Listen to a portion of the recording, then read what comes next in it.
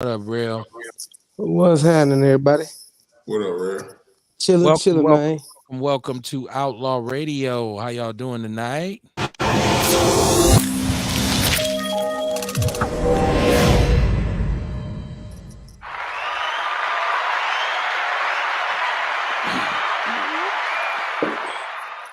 Welcome to Outlaw Radio. Say hi to the bad guy on a Monday night live from the basement. My name is Kevin Barnes, and I'm not your grandfather's Negro, but I'm not alone. Tonight I got my fellas with me.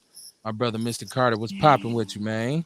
Peace at all times, at peace. Peace, y'all.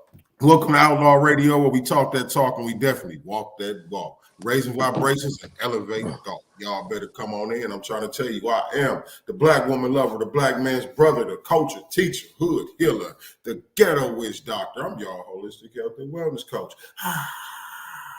I'm the one that brings you nature, natural herbs, and supplements. You can find that on Facebook. You go to my health page, Health Yourself, Heal Thyself, ask somebody, and they're going to point you in my direction. Then you can go to my page, Kamar Carter, inbox you, and I'm going to tell you how to get your nature, natural herbs, and supplements, and vitality. Peace, y'all. My brother, Real, what's popping? I hope you didn't bring your own sound effects, too. No, man, but that was fly though. You got to stop and let it breathe for a second, give people a chance to cheer. Right. What's going on with you tonight, man?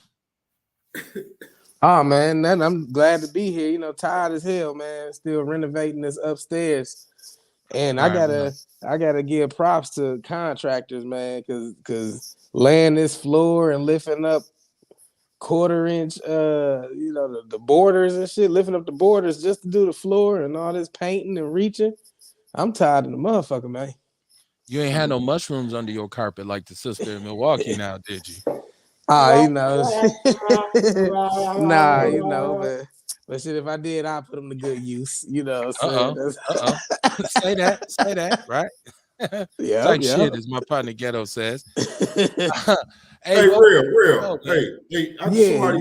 Somebody gave me some mushrooms, man. How you like them? Well, I didn't do it yet, right? Oh, word? Because see, this is why I didn't. The only reason I didn't, because they told me not to eat 6 hours prior. I choose that. If you do, it's cool if you do. They say that because the mushrooms have like such a tough skin that it takes our stomach a little longer to digest it. Okay. So it digests more. So probably don't eat much then. Yeah, because otherwise you can get like an upset stomach sometimes. I had an upset stomach one time, but then again, I took it. That was the first time I tried it, and they told me to take a lemon tech where you kind of grind it up and mix it with lemon juice. Yeah. And lemon juice on an empty stomach fuck my stomach up anyway, so I can't even blame the mushrooms on that shit. Yeah, I was gonna tell him you can prepare yourself for one psychedelic shit, because I the one time in my life I did that in college, my stomach emptied itself, and I went in kind of sober, like, oh man, what's wrong with my stomach? I came out like horseshoes. It's a trip, man. And you had to purge, man. It was purging you of all negativity. Hey, yo, I'll tell you what I did do. I'm gonna tell you something else I did for the first time, real. Happy. You familiar with that? You said it's called what? Happy. No, where's that from? It's a medicinal plant, right? Yeah. And what they do is it's a ritual where they blow it in your nostril. Oh, okay. I know what you're referring to. Yep. I've seen that before. Yeah. Man, look, that was wild at first, man. That was wild, but it was dope at the end. You know what I'm saying? Like the way I felt, man. Right. Yeah. I need to do this before I go speak somewhere. That shit definitely helps you tap in. And if you look in the Bible and actually look up the ingredients of the holy anointing oil and shit like that, it had different kind of psychedelics in it. They used, like, there's a dope ass book called Christ. What is it? Christ and the Magic Mushroom? I forgot the author of it, but he shows you how all throughout biblical history, their experiences of the divine was more likely a psychedelic trip. I mean, if you think about the Bible and all the shit was covered with eyes and different faces changing and shit, that's that DMT shit. Shout out to Sire Williams. He said, "Good evening, outlaws." Peace, He said, peace. "It's Ali. They talking your talk." Oxrooms. Dion said he's in this motherfucker. Welcome, Dion. Welcome to Outlaw Radio, where we talk about mushrooms and all kinds of psychedelic drugs on a Monday night, man. Welcome to the show. Expand your We do that consciousness. normally on Getting Mondays and Wednesdays. We do it from 7:30 p.m. Central Standard Time. So if you like getting high, this is the show for you. Share the show, man. Share the show. We talk about so much stuff on the show.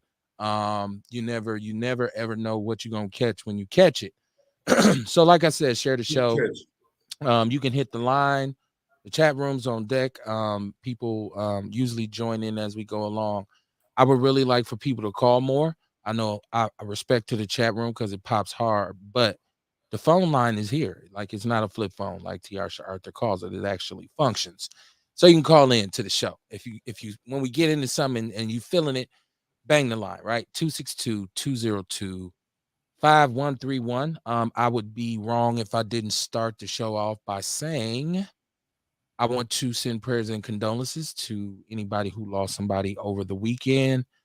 I want to say if what we were looking for is the celebratory nature of being dysfunctional, if that's what you're looking for to be, oh, I'm from here and it's rough and it's rugged and it's raw, we've achieved that because for the third year in a row, Milwaukee has broken the homicide record.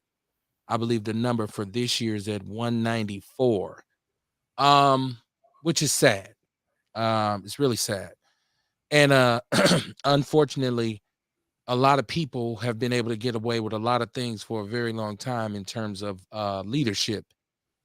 And I'm not going to put it all on their backs, but there's a large percentage of responsibility that goes their way in terms of their negligence towards people of color in the city of Milwaukee. It's so obvious.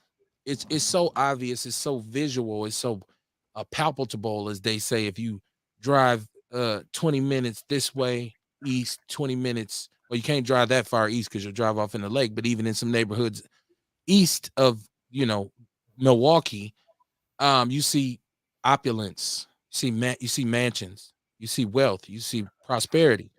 Go west. You see opulence, you see prosperity, you see nice homes, nice cars, businesses, flourishing businesses where there once was nothing. Farms and train depots and stuff like that. Greenhouses. Now there's strip malls. There's even to the point where there's medical care, large medical facilities that have been constructed in these areas. And the city of Milwaukee has steadily lost hospitals over the last 10 years, like my mama say, 90 going north. See, now usually you go to a clinic, right? You go to that check-in clinic, and then you go to the big freighter or down to Killer King down there off Burleigh. We call it Killer King. But so even that's been drained from the city.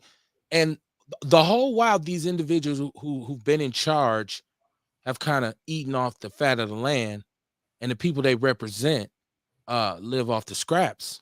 You look at the fact that 53206 actually has an aldermanic representative, right? there's actually supposed to be some representation for Really? them downtown. 53209, 5322, not well, even 53225, 53206. All these areas are Well, underserved we and, never and, and hear full of the from. most poor people that you can imagine. So it's a lot of blame to go around. I like I said, I want to start off with that tonight. Justice for Denari. Shout out to the Peer family, always and forever. Justice for Denari. Let me see what we got in the chat room. He said, I didn't get to check those documentaries yet, Dion, because I've been real busy. It's been a lot going on. I'm gonna get on them. Actually, I have some downtime because it's the holidays. So I'll be able to check some of them out. Thank you for sending them to me, my brother. He said he can't call and watch because he'd be on the road. That's understandable. If you can't, you can't. You do what you do. I'm just encouraging people to be heard. That's all. So this violence, and we, how many times have we talked about the violence in our community on Outlaw Radio? This ain't nothing new to y'all. But and we knew that this was coming. We knew that we were on pace to break this record. What y'all think about this? Well, it's horrible, man. What can we say or think? Well, you know what I'm saying? Other than it's horrible, what can we? You know what I mean? But I think we really, everybody as a collective should think about what can we do about this. You know what I mean? Everybody should be thinking like that, because like we know what we think about it. Yeah, but do something about it. I feel like at this point, this is kind of like a broad statement. Yeah, do something about it. Well, again, I always say, man, you know what I mean? All we can do is what we can do. So that means focus on ourselves first. If we can get everybody in the community to work on ourselves, man, you know what I mean? That's going to make it better as a whole. We're going to start loving ourselves more, which means we're going to start loving others more. You know what I mean? And then we're going to love our environment more. I mean, it's all, the love starts inward and it comes out. Once again, the thing that the article, which is in the People's News Network, states is that I hear them shifting the blame. I don't like to say blame. I hear them kind of pointing the finger the other way, saying we need the help of the people in the community. So if we're gonna start talking about possible solutions, I think the conversation should absolutely positively start there. Rail, in terms of what you see in the community, the attitude, the kind of mentality, you said you were an empath, so you got to be extremely receptive to energy. So when it comes to the violence, what are you, like Kamar said? Let's what are we gonna do about it? We're gonna just talk about the fact that it's there. We're gonna say, what are we gonna do about it? So what you think about that? I mean, I agree with Kamar. Like he said, it starts with self. But the thing is this, and this is the part we kind of lose sight on as we try to teach people knowledge of self, is that I think it was Paul in the Bible, but basically was saying you got to tend to a person's need before you can try to teach them some shit. You know what I'm saying? Like, they're not trying to hear you if they hungry. You know what I mean? So that it definitely is teaching them love of self, but also before you can kind of teach them to love themselves, you have to give them something that helps them value themselves. You know what I'm saying? Like, so it goes back to the economic struggle. I mean, because the reality is this violence, and this gonna sound fucked up, man. So I apologize before I say it, G. But when it comes to the violence, some of the shit it just be like okay, like if a motherfucker set you up to be robbed, shit like that, I'll be like, oh, okay, well, shit, that was an occupational hazard. If somebody get offed. Or like, unfortunately, sometimes you hear about these women getting murked, and they be like, "Damn, niggas out here killing women," but then you find out down the line she set a person up. So what can you do? Like, so it goes right. So it goes to me to the economics. Like, before we can even get people to, like, people in survival mode right now, fight or flight. So they not willing to listen to reason. They not willing to be rational, because right now it's like eat or be ate. So we got to kind of calm down the whole environment and desperation before we could even impart in them knowledge of self. It made me think about on the internet, everybody talk about alpha male. That's like, that shit being so overused now. Yeah. But the fucked up thing about an alpha male is that whole observation was based on a flawed experiment. Like, it was saying how wolves fight to be the alpha male and the strongest one. But then when they observe wolves in their natural habitat, they don't compete. They cooperate. Most wolf packs are a mother, father, and their children and their children's mates. So the average wolf pack is a hierarchy of elders. It ain't no biggest, strongest, meanest, toughest, and the most motherfuckers who holler about being alpha males All they know is how to exhibit outward aggression and flamboyantness.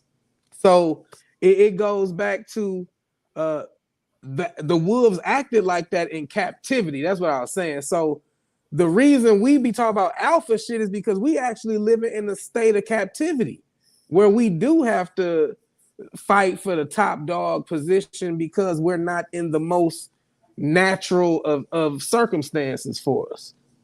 So we got to fix the environment, the economics, and then we could try to impart knowledge of self, love of self, because you can't love your brother as yourself correctly until you truly love yourself. Absolutely. Shout out to Sharon Evans. She said, what's going on? How you doing, my sister? Peace, peace. Vince Tony, what's happening, man? Y'all make sure y'all support Vince on his run What's for happening? first district alderman. Friend of the Taking show, it all the brother of way. ours. Yes, sir. Dion said this violence be personal beef sometimes between people.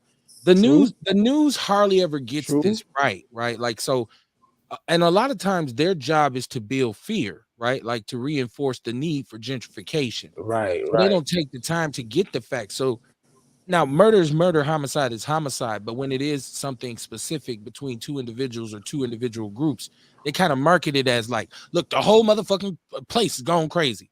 When it be a particular beef, and usually it's a beef that law enforcement is well aware of, right? And Right. so, and then we have like, once again, Justice for Denari, where we touched on the fact that these law enforcement agencies are using repeat offenders as snitches or as confidential informants. So they are re-releasing them into the community with the hopes that they will, kind of help them get information, and they're just reoffending. So they whole confidential, they whole CI program needs to be reviewed. Dion says every now and then a random person gets murdered, but for the most part, it's personal beefs. That's what I'm saying, Dion. So we on the same page with that. But I like what I heard Kamar say was beautiful. It sounded beautiful. It for It's all intents dope. and purposes, it was dope. But I think Because Kamar, that's a part of it. I think you speaking over people's heads. Well, Because yeah. when you talking about like you making it sound kind of Because mystical. see, the thing with me, right? Okay, what I said was, it's like I'm going to the root of the problem, right? The root of every Right. problem. Right. You know what I'm saying? Everybody want happiness. That's what everybody want, right? Everybody seeks happiness. Right. Even before financial, it's happy. Satisfaction. Yeah. Because see, we feel like the financial gonna make us happy. So it's happiness is what we seek. And you only gonna find that within, right? Now I Right. understand that's only part of the battle, though. You know what I mean? This is only part of the revolution. One of them is for us to build ourselves up. Okay, economic is another part. You know what I'm saying? Right. So both of them, they go hand in hand because we need both I Right. for want the physical journey. I want people to understand. But we need to build our spirit up for our spiritual journey, which is forever. Most definitely. I want people to Yeah. understand we're not approaching this from a mystical level. Like we're not coming to you as as like to really bedazzle you with these kinds of heavenly concepts. And that's cool because it's part of it, right? So, but I'm saying, I guess my perspective is I shouldn't, and I'm not saying this in opposition to you, Kamar. I'm saying from my perspective, there are structural flaws uh I agree. within the leadership of our city. So, and if we start talking about us and we said, what are we gonna do about it? What I think we need to equip ourselves with better information, because I can tell you for a fact That's one that way we can build that ourselves up. the reality of this is most of the poor people who live in a certain area are misinformed about damn near everything. That's right. They and I'm not gonna say they're ignorant. I'm not gonna say that they don't know. I'm not gonna say, they stupid. I'm gonna say they're misinformed. Because when you start to talk about priorities, a lot of that is the whole, what am I gonna do to take care of myself? What am I gonna do to take care of my family? That happiness that Kamar's talking about, how do I obtain it? And I would even say, I don't like the word happiness. I would say people are looking for satisfaction, because satisfaction is a little bit quicker than happiness. Like I feel like happiness is the big picture, Well, that's satisfaction is the snapshot. satisfaction is on the road to happiness. Right. Like you know what I mean? Like you can have moments of joy while Right. you at Right. peace. You Right. know what Right. I'm saying? But people don't look, Kamar, people don't look at it like I want happiness. They look at it like I want to be satisfied right now. I Mm. want to feel good Yeah. right now. This is why you get Right. high. This is You why you know, blow money on material stuff. This is why, yeah. this is why you And want to be it take project people certain like images. us to speak on that though, so people can Right. start thinking about Right. it at To least. bring the awareness to it. Right. Because they Yes. not even Even if it don't make no sense right now. they not even aware of what they chasing. They just know they feeling like they lacking something. Yeah. And a lot of time I seen it in church all the time, where they like, I came to church because I just wasn't happy in the world and I felt like I was lacking something. I felt like, Yeah. and they were able to fill that void with, Jesus. Okay. But there's other people who like, man, I don't know what's wrong with me. I just know I don't feel good. Right. So they try to smoke, they try to drink, they try to have sex, and they still feel that shit like I don't know Still what's hurt. wrong. Yeah, Still hurt. and the bottom line is people ultimately want to feel valued. That's why they buy shit.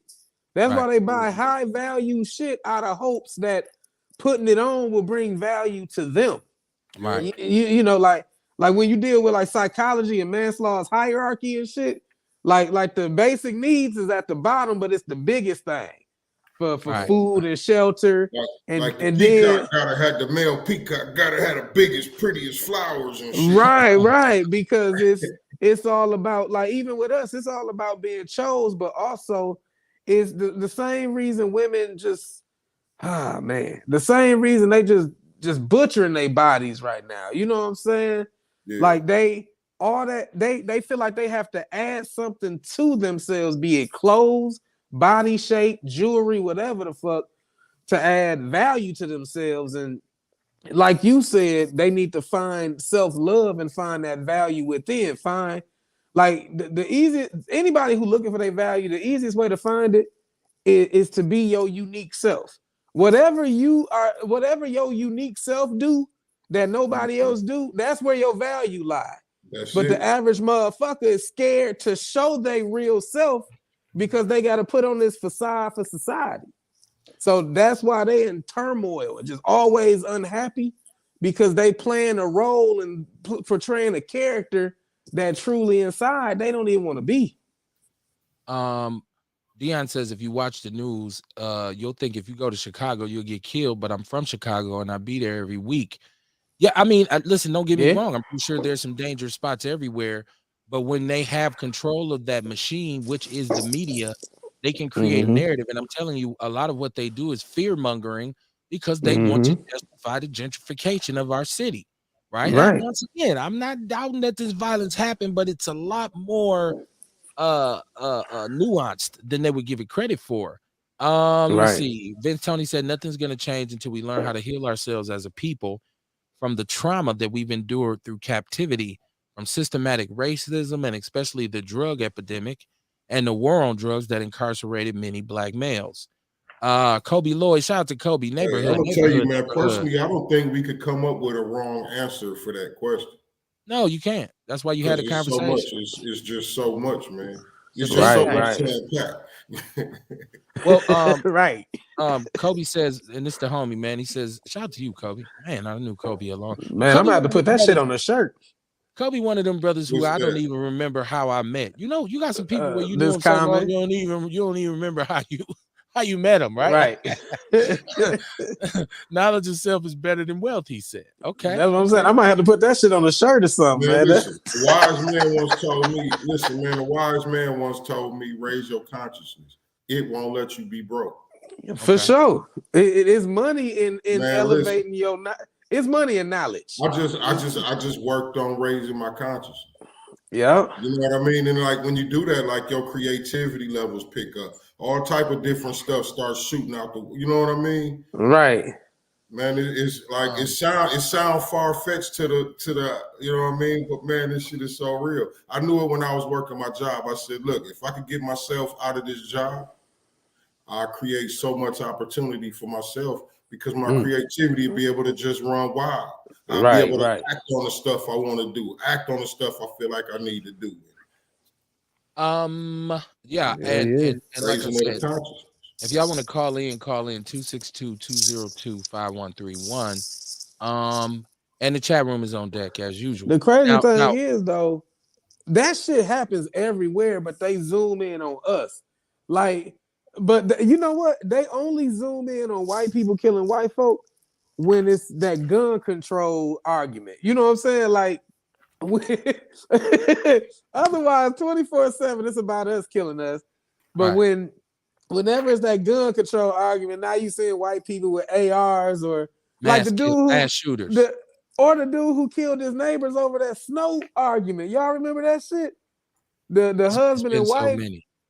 Oh, the husband. It was like last year or something. The husband and wife was arguing with a neighbor about the snow or something. The wife had a gun on her, talking shit to the dude. He went, got his gun. She shot at him, missed. He shot both of them. Bow, bow. This with his pistol. Then he ran back into the house, got his AR, and like was finishing them off and shit. And she was talking shit. Yeah, Y'all remember that? but It was on the camera and shit. And she was talking shit all the way till he popped her again and finished her off. Like Yeah, you gotta be careful who you roll with, man. it's Get you. it's it's it's it's so much that you get inundated. Your mind gets inundated with these images, and Yeah. that's what I'm saying. Understand that the media plays a role in the perception that's created about us. Like so, and once again, I want to be able to talk to people about this in language that they can understand. So when we talk about poverty, we talk about median income between blacks and whites, theirs being double of what ours is. When we talk Mm-hmm. about unemployment, anytime you ever hear a politician say, well, under this party or that party, unemployment was at the lowest it's ever been. But black unemployment is always double Right. whatever the rate is anywhere else. Okay. We talk about income disparities. And once again, I just alluded to the fact that Milwaukee is a city that's surrounded by prominent suburbs. We got the wild counties. What is it? Washington, Ozaukee, and Waukesha. They have Uh-huh. some of the highest median incomes in the country. So when you start talking about that, and then you say, damn, what happened? All the jobs really just moved out. But when you start rolling, you see that they've moved out to where they are. That's not by Mm-hmm. accident. That whole Mm-hmm. goddamn Foxconn, that shit was a just bad. It was such a scam. It was such a scam, but that's what big money do. Now, what they making out there? Box cutters? Is Craig from Friday working there stealing boxes on the weekend now? Like, what the fuck is up with Foxconn? That's where Tommy Um, from Martin worked and shit. right. It's the Oakley Dokley, right? Like so okay. So when I say people in our community are misinformed, once again, we even with our babies, man, we start to look at. You have to understand that you raise a child up, and if you don't empower that child, if you don't establish a foundation for that child, that includes all those things y'all just talked about self-love and all this kind of stuff. But also you have to help that child find his or her direction or purpose. that's Right. right. Right. Right. You have to really I teach that. I teach that to the kids all the time. Every time I'm talking to some kids, I talk to them about their passion. Right. Be aware. Think you have about to what you indulge think them. about your passion. Think about what you love to do. Think Right. about Right. what you can wake up and do and not feel like you're going to work. You know what I'm Right. saying? And if it ain't a job already, we're gonna figure out how to monetize it. Well, Notice I said we, because I it's want about them to come back and look for me so I can help them figure out how to monetize their passion. And Right. usually your passion got something to do with helping somebody. Right. and so you have to indulge your children in whatever direction that they go in. And a lot of times what happens, especially when you put poverty in there, parents aren't able to do that, right? Like, so I said that to say, I don't know how much stuff I have laying around here that my children may have been interested in for a split second, but as a parent, I didn't want them to miss the bus on their own destiny. So I Right. got violins and flutes and guitars and keyboards and all kinds of shit, boxing Right. gloves. If my kids woke up and said, Daddy, I'm gonna be an astronaut, I went and bought a space helmet. Like, okay, we're gonna play moon tonight, right? We on the moon, right? Like so, Fly, nigga, fly. right. So you have to really indulge your children, man, and Right. then be able to help them figure it out because obviously they say, I want to do this, and they go out there and they fail. It can't be, well, see, that's why I ain't buying your ass nothing else.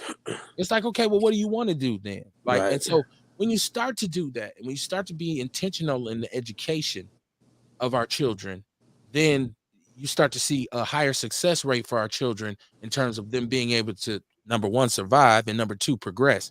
But I'm saying this because we're misinformed as to the value of education as well, because I don't know how many black people I hear talk shit about education because they're misinformed about what it actually is.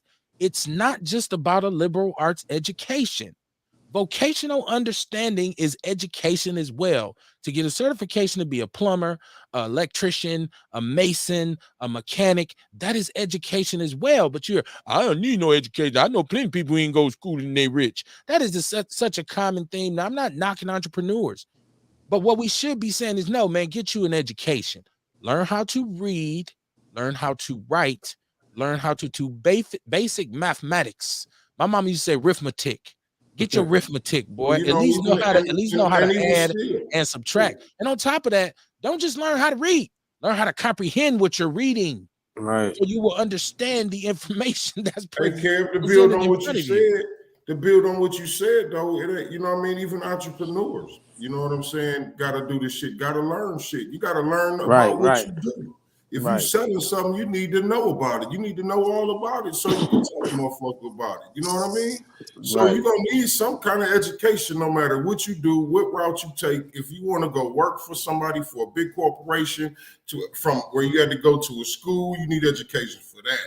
If you trying to start a business, you're gonna need some kind of education. You know what I mean? You're gonna need to know how to file the paperwork. You're gonna need to know, you know what I mean, how to keep your books right. You're gonna, you know what I'm saying? So you're gonna need some kind of education, whatever the fuck you do. Yeah, so it doesn't help when you see these kind of kids see, well, he became a rapper. He skipped the whole thing of work hard, learn, save, build up, own. I can tell you this. I never got anything quick and appreciated it. Something that I work for, something that I grinded for. When I set a goal and I had to go through stages to get there, I appreciated what I got way more. I wouldn't, if I started off with $100,000 car, I don't think I would have appreciated it like I would now if I worked and saved and stacked and went and got it and said, man, finally got to this level. It's another level to go. So we have to teach our kids that as well, that it's okay to grind. You don't have to get rich overnight. I'm going to the league. What if you don't? I'm finna go platinum. What if you don't? I'm about to flip this sack. What if it don't go like it's like you think it's gonna go? What are you gonna do then? We don't teach our kids contingency planning, right? And I'm focusing on kids because a great deal of these homicides were young people. One of y'all talked about the ladies being murdered. We noticed this rise in domestic violence in the community, and the situations in relationships have changed to the point. I'm not justifying murder, first of all, but let's be honest. There's some women out here that put their foot on a man's neck and never lift it up. There's some women out here that talk to a man any old kind of way, treat him any old kind of way. He ain't shit to her. So I beat his ass, girl. Don't get it twisted because I'm a girl. Like, there's butch women out here right now who, for all intents and purposes, believe they have replaced us as heterosexual males. And I'm not speaking from a heterosexual paranoia. I'm speaking facts. I see right now where they push that on us. You see all these lesbian couples. Lesbian couples get more shine than hetero couples do. When somebody come out and say I'm gay, they say, "Oh, let's celebrate them." They get them all the prop. They get to talk shows and goddamn reality shows and all that shit. And then it'd be like, "Well, they just got married." Unless you married Prince or some shit, or King or something like Meghan Markle, you marry into a royal family that don't even want your ass. That's another show. Yeah, that But was hilarious. That was yeah, I mean, come hilarious. Black women applauded her for getting her a white man and getting her a prince. Man. Oh. Right. on. Vince says, as a community, we have to pick each other up, starting with our children and women. Men have to be honest about our past. They What do did, we hey, drop they the done shitted ball? on a black man if a black man had went and got a queen, a princess or some shit. You know what I mean? Oh, he foul, he ain't shit, he ain't shit. He says, where do we drop the ball leading, and how do we pick it up to move us forward? I think that that honest part of that you just talked about, Vince, is very important, and I like that you brought that up because I think a lot of men, when they encounter women, they do have to be honest because we do, we'll spin you. That's just the way it is. That's all in the game, but they'll spin us too. I think that lack of honesty and accountability spills over into other ways. Ewok, what's popping, man? What you gonna do when the block is hot? What you gonna do when the traffic stops? What you gonna do when you see the cops? Oh, what it do? Nothing, man. You write music now. You got tunes now. What's happening? Man, I got everything in my toolkit that anybody need, man. I'm Ewok the Great. What's popping? Yeah, what up, real? What up, boss? What's happening, man? That kind of sounded like some players all Snoop or tonight, something. man. You know what I'm saying? He had that Snoop flow or that Warren G shit. Right. I thought Snoop had called in. What's happening, baby? Yeah, smooth like that. You can call me Uncle Walk if you want to. It's all good, man. What's going on, Outlaw? Nothing much, man. We just talking about Milwaukee breaking his homicide record for the third year in a row. So we were approaching violence in the community from an existential perspective, not just really utilizing blanket statements and mystical. Oh, we got to come and develop this magical love. Because I mean, the reality of it is, you take all the poorest people and put them in the same community. Love ain't gonna flow first, right? That's not gonna be the first emotion that flows. Man, we already know. We already know what needs to be done, but how to get it done is the challenging part. You know what I'm saying? Shit. It starts it start at home. Let's start right there. Let's start talking about that right there. You know what I'm saying? That's how you start. That's the beginning of the conversation at home. So what you got to say about at home? I want to hear what you think about at home. Well, we talk about we kind of approach that, but we can go into it a little bit further, because if you understand what is at home for most of these children, and not just the children, because I'm talking about the grown-ups too. What home is for a lot of people. Where do they live? How do they live? Like, people are accepting sometimes of kind of like a third, fourth, sixth, fifth, sixth class citizen lifestyles. Like, people struggle so hard and they get used to living this life full of poverty, and it just kind of becomes their norm. So motherfuckers say, yeah, I get all the food stamps I can get. I eat this kind of food. I go to these kinds of places with other people of the same financial economic status, and together that becomes their culture. Not a culture that they should be striving to rise above, but one that they kind of look to maintain. Like, this our hood, like this our block, No doubt. This our poverty over here. Don't come over here fucking with our poverty. These are dope fiends. We'll shoot your ass over this.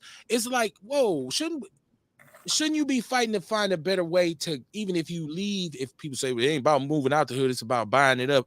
Well, I think you got to empower yourself. You got to empower yourself and then come back maybe and say, I'm going to purchase some property here.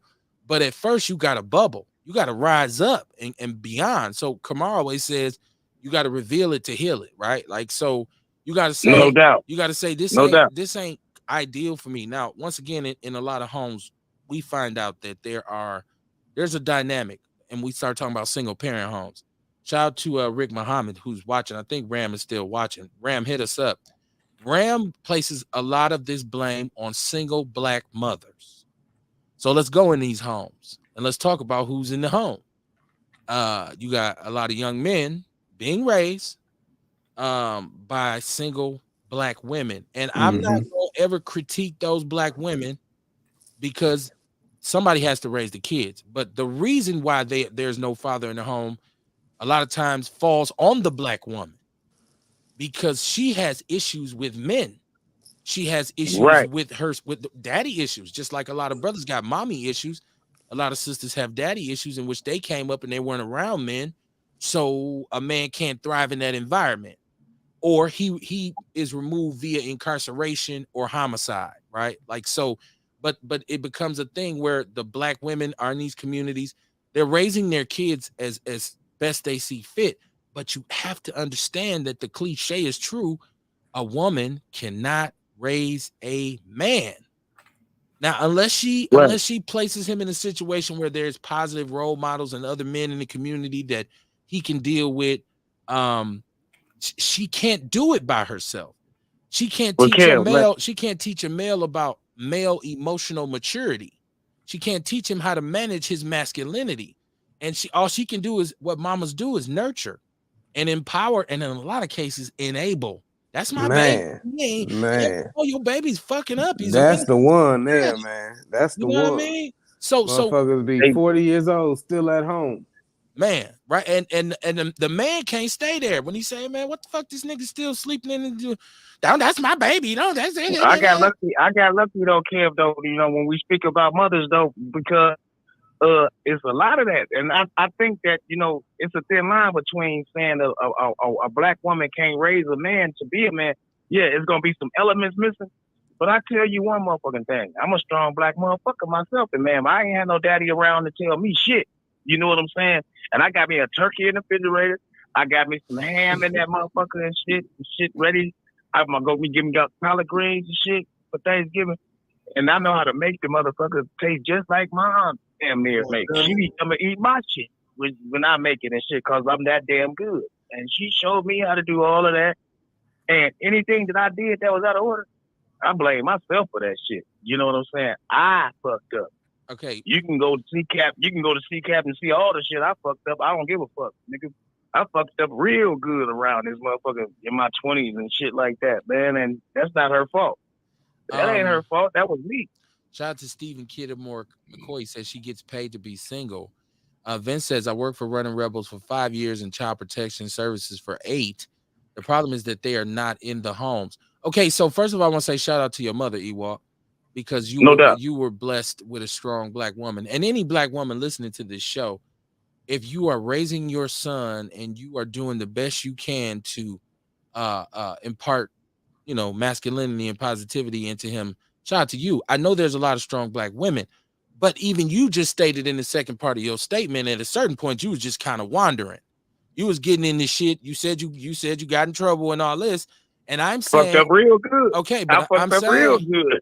What I'm saying, Ernest, is had there been a strong male presence in that household to support what your mother was doing, you probably wouldn't have gotten in that trouble. You probably could have avoided that. You probably could have avoided a lot of it. You know what I mean? So I mean, no doubt. What you saying. I've always commended black women for their strength and perseverance, especially through what when we talk about what this system in America has really done, because they've always been trying to chip away at the black family structure.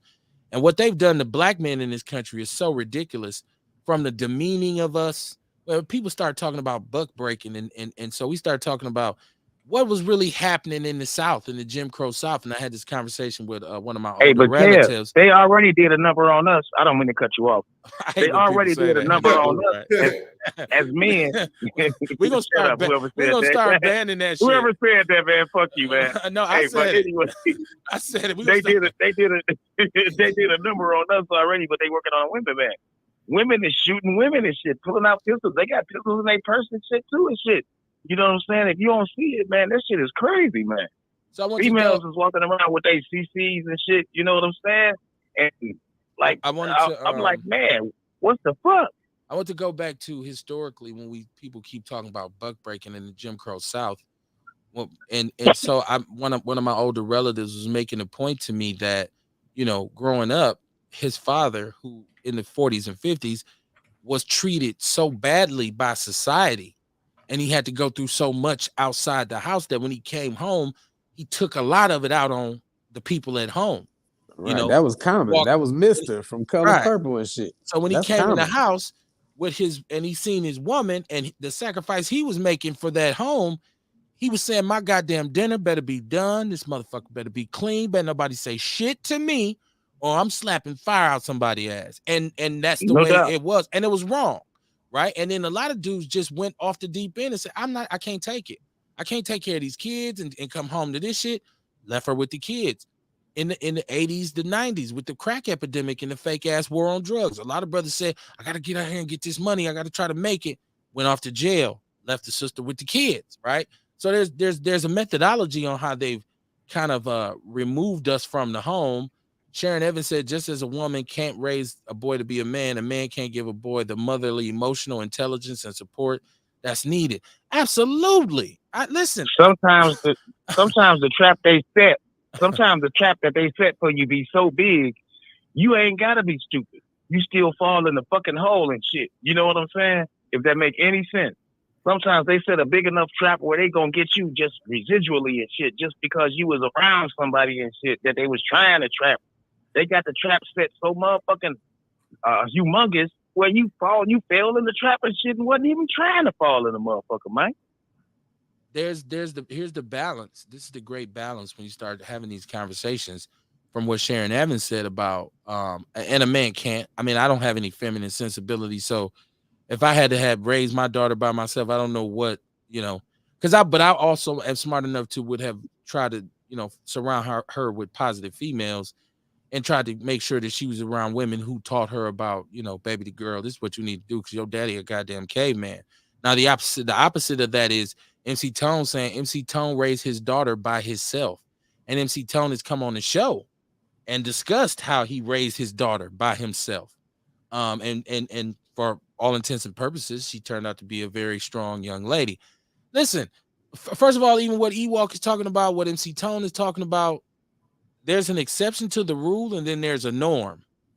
Because I can guarantee you, if I line up a neighborhood where there's 10 single mother households, 3 out of those 7 will go on. 3 of those black women out of that 7 are going to be able to say, "Nah, I raised," and I've seen mothers with 4 and 5 boys by herself, and all of them grow up to be successful. And they'd be like, "Look, mama didn't play," right? It's the exception to the rule, right? We always say the 100% rule, in which nothing is No doubt. 100% true about no group.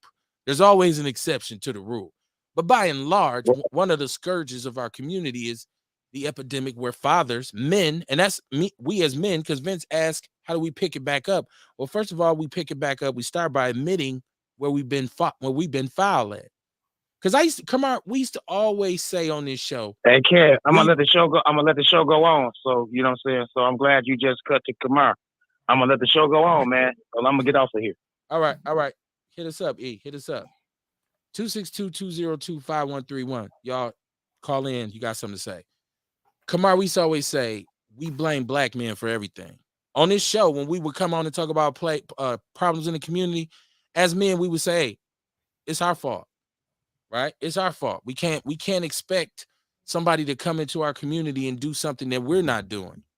Right. But now there's mitigating factors. We understand that. Now we do. Now you see, like I say, the attempt to emasculate black men has a very negative effect because the kids grow up like, shit, daddy ain't shit. Who care about daddy? It's all about mama. I keep telling y'all, Mother's Day is the greatest holiday in the world. Father's Day is like, we're gonna buy you a grill so you can cook us some shit. Or we're gonna get you some house shoes and shit, right? Like, get your ass a new drill, a new lawnmower so you can cut the grass. They're just not, they don't place as high a value on black fathers, and they try to act like we don't exist.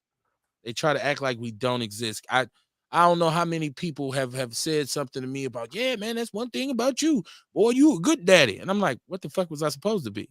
These are my kids, right? Like, I don't want no cookie for that. I don't want a pat on the back for that. That's some shit I was supposed to do. Right. So, right. I felt like I didn't have a choice, Kamar. Right. I felt like I didn't feel like you ain't got no choice. you should feel like you ain't got no choice. It wasn't optional, right? These niggas don't. They don't feel like they ain't got no choice. They feel like you got choices. Right. They make the kids, and then they thinking like, oh, do I want to stay, want to leave? No, I'm gonna go over there with her. I'm out of here. Like, come on, man. We got to get better than that. You know what I'm saying? Yes. Sayer says, do you know who Mike Skrill, Mike Hunley, founder of hashtag Put the Guns Down, Pick Up the Hustle? He would be a good guest on your show too. I've heard the name Mike Skrill before. I'm not familiar with the other gentleman or the organization, but if you can connect me to him, Sayer, you know how we do, man. Send him my way. I sure put him on, especially if they got something to say that could, help or assist with our community. I'm down for that. We always say we're promoters of positivity. Don't get me wrong. I reserve the right to be on some bullshit sometimes, because I be on one sometimes, but and now and then a little positivity come out the show. Shout out to Dante White. He said, say that shit again, Kevin. Yeah, man. That's that story that I always tell when I say I've spoken. I don't remember if I'm at work. I don't remember where I'm at. And the females, the women where I was at, I believe I was at work, and the women were complaining about black men and, this and that, and not taking care of their kids. And I just happened to be like one of the only brothers there. And they say, well, what you say to your guys who don't take care of their kids? And I was like, I don't got no guys who don't take care of their kids. Fuck you talking about? I don't got nobody who comes around me that's a partner. I'm not saying I don't know some brothers who don't take care of their kids. I'm saying they're not my guys. They're not in my inner circle. Right. So, it's not, it's not optional. It's what we as real men do. And I love the fact that you broke down that alpha male thing, real. That right there was poignant. I I love that appreciate that, because G. that is such an overused term, I man. hate that shit, man. Oh my I God. hate that shit. Like, Nigga, we ain't lions. Rawr and shit. That's it. These are gorillas and shit. MC Tone said he's a great father and a hell of a pimp. I hear you. I hear you. hey, they wanted the same thing. They offer guidance, direction, Oh, protection. shit. You got to be a man first before you can be anything. You one for one. You one for one. You missed on that one. A pimp and a father ain't the same thing. I'm pretty sure that's what he tell his O's, but that's not the truth. No, I was talking about if you ever seen damn, what's his name? Gorgeous. Is it Gorgeous George or some shit? He was saying how his father was a pimp, but his father told him, look, son, you got to be a man before you can be anything, whether you want to be a square man or a pimp man. As long as you a man, you can either take the right road and pastor and oversee a flock, or you can take the left road and oversee a stable. But either way it go, you have to first be a man and a leader and all the attributes that a man has. I think the only thing I'm annoyed more by, other than the term alpha male, is the goddamn camera, where people are just kind of standing there and the camera's going around and they zoom around. I absolutely hate that shit. I'm sorry. I know there's a lot of people. That's nice. That shit to me, I'm like, you look so stupid. It's the new lick because a lot of people. The thing about us is once a nigga start, I can say nigga. Once a nigga start making money, everybody hop on the shit. So now the latest trend is event spaces, and with those event spaces, you can rent that zoomy. So it's almost like a extra. So I mean, I like the fact folk getting their money, but yeah, you starting to see that shit everywhere. Like, I mean, it's just like for me. I mean, once again, I'm funny style. That's what a lot of people care. If you just funny style, like I'm like, you look stupid to me. Like I just ha ha, and the camera goes, ha yeah. Okay, what is this? A puffy video? What the fuck are we doing here? I'm sorry. I don't like this shit. Value. So they gotta have the superstar shit. Right. You I'm a celebrity. Look. No, you're not. Right. You just got your phone on the goddamn thing that go around and around. Okay. Mike, that's that old Spike Lee angle that he always used to use, where he'd be like, the camera would go around. I hate that shit. He's just floating through the city like that zoom in. Person feet ain't even moving and shit. He just right. Nigga, what did you run out of film? Shout out to Sire. He said Mike's Grill, Mike Hunley is the same person. Okay. He said owner of Happy Hustling, created for the hustlers and the hustlers and the I'm familiar with the brand. I'm Facebook friends with him. Yeah, tell him to come on Outlaw Radio, promote his joint. I remember he's pop, but I ain't seen him on Facebook in a while. So okay. Yeah, and this time, if he come on, you don't want Kamar to go. Have Sire hook it up because I don't know him personally, but you don't want Kamar to do it because Kamar be the only one to get some apparel and shit, be wearing it on the show. Like, yeah, nobody else ain't got shit. Kamar be only like, yeah, I seen him today. Oh, you. Nobody else won't get shit. Kamar, he's always be laced and be like, you gotta bring him on the show. I'm like, for what? They ain't send me shit. Why should I bring him on the show? Oh, Kev, I forgot. I know. No, Sire, man, send me his information, man. I would love to have a brother on here. Tiarsha said, good evening, fellas. Kevin, Kamar, and Rel and the Outlaw family. As usual, my sister is supporting Outlaw Radio, which she always does. MC Tone said, I keep my hoe spinning on a pole, not on the phone. Okay. Hey man, you gotta do what you gotta do, MC Tone. I'm not involved in that life. I'm not a procurer of flesh or a flesh peddler. So I don't know. I don't know the rules of the game. I don't drive a Cadillac anymore. But yeah, man, it's the holidays. So okay, it is the holidays coming up. And, I'm glad. Another thing that bothers me is when people jump on other people's heels about how they choose to celebrate the holidays. And, you celebrating this white man holiday? And I always be like, man, let them people do what they do. Because if you can get your whole family together and y'all can sit down and have a meal and just enjoy each other's company, that's a beautiful thing. I don't give a fuck what they call the day. It's a pagan holiday and it ain't nothing to celebrate because I don't give a fuck about none of that shit. I don't have one picture of a pilgrim nowhere in sight during Thanksgiving. Never had, never will. And we've never taught our children. How about this perspective? Shit, nigga, I ain't got no family to get together on the weekends no more. They all dead. Okay. So appreciate your time with your family. You know what I mean? Fuck Right. Appreciate that shit. Yeah, man. Not only that, man, you know what I mean? When you get good vibrations, man, you vibe high when you with your family during those moments, man. Right. Go on and get that energy. And even in terms of these little ones, you know, because some of my earliest memories are being taken to a Christmas or Thanksgiving Day dinner when I was young, where it was a bunch of food and a bunch of my aunties and my uncles, and they all, so this the baby boy, come on over here, boy, and they get to telling you who you look like and who you stand like, and you be like, it starts to give you a sense of identity. Boy, he look just like Jack, or he look just like Leroy. You be like, I don't know him. And then your parents be like, he showed you, this your auntie so-and-so. You start to understand, you get some understanding of where you come from with that. So there's benefits to it. Now, if you are a person who chooses to follow the narrative that you see on television, well, I want to tell my kids that the Pilgrims had discovered this land, and luckily the indigenous people came and assisted them in surviving the winter and taught them how to plant corn. Do that. At least you having a conversation with your kids. I forgot about that shit. Like, it's bad when you've been woke so long you forget about that shit. So like I tell my kids, the Pilgrims were criminals that were kicked out of England, and they just so happened to. I mean, that's what they were. You know what I'm saying? Like, just like America was colonized by criminals kicked out of England, just like Australia was colonized by criminals kicked out of England. They were both prison colonies that just so happened to survive, and motherfuckers say, "Hey, are y'all still alive over there? All right, well, shit, here we come, make a spot." And then you know the coincidence is they did what criminals do. They stole some shit. It just happened to be a country. Kill and steal. Was you surprised they started stealing land? Like these is criminals, right? Maybe the king of England was on to something. Like, get rid of these roguish ass. We came to America for religious freedom. No, the fuck you didn't. Y'all was I'm over here to take somebody's shit.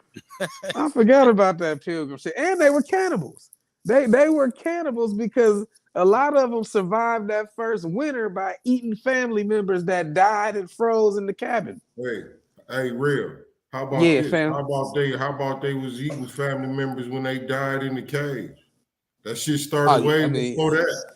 I mean, yeah, they've always had a line of cannibalism. Like, there's no there's no history of cannibalism in Africa, but there's always cannibalism in the European history. Like, even when they started finding mummies in Egypt, they started grinding mummies up and selling it as a medicine. They was always eating us.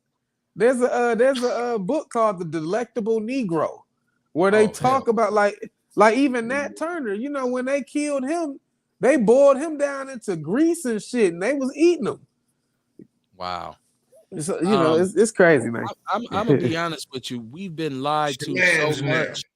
We've been lied to so much that there's literally no telling what the hell happened when the Pilgrims or whatever you called them got here.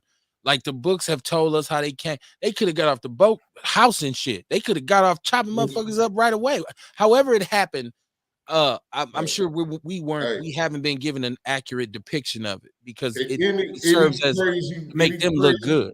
Any crazy whacked out ass story you hear about them Pilgrims and shit, believe it. Right. Columbus, believe it. They said Columbus was like a cannibal, crazy off of syphilis and shit like that. You know, so on a boat. Right. I'm telling you, it's crazy. I mean, like I said, man, enjoy it for what it's worth.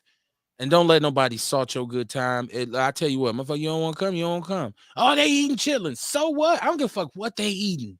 Let them people do what they do. I'm just saying, see, and that's one thing too, that we have this built-in kind of angst towards each other, man. And it's like, we just can't help but when we see one of us or a group of us making moves, somebody got to stand off to the side and be like, fuck them.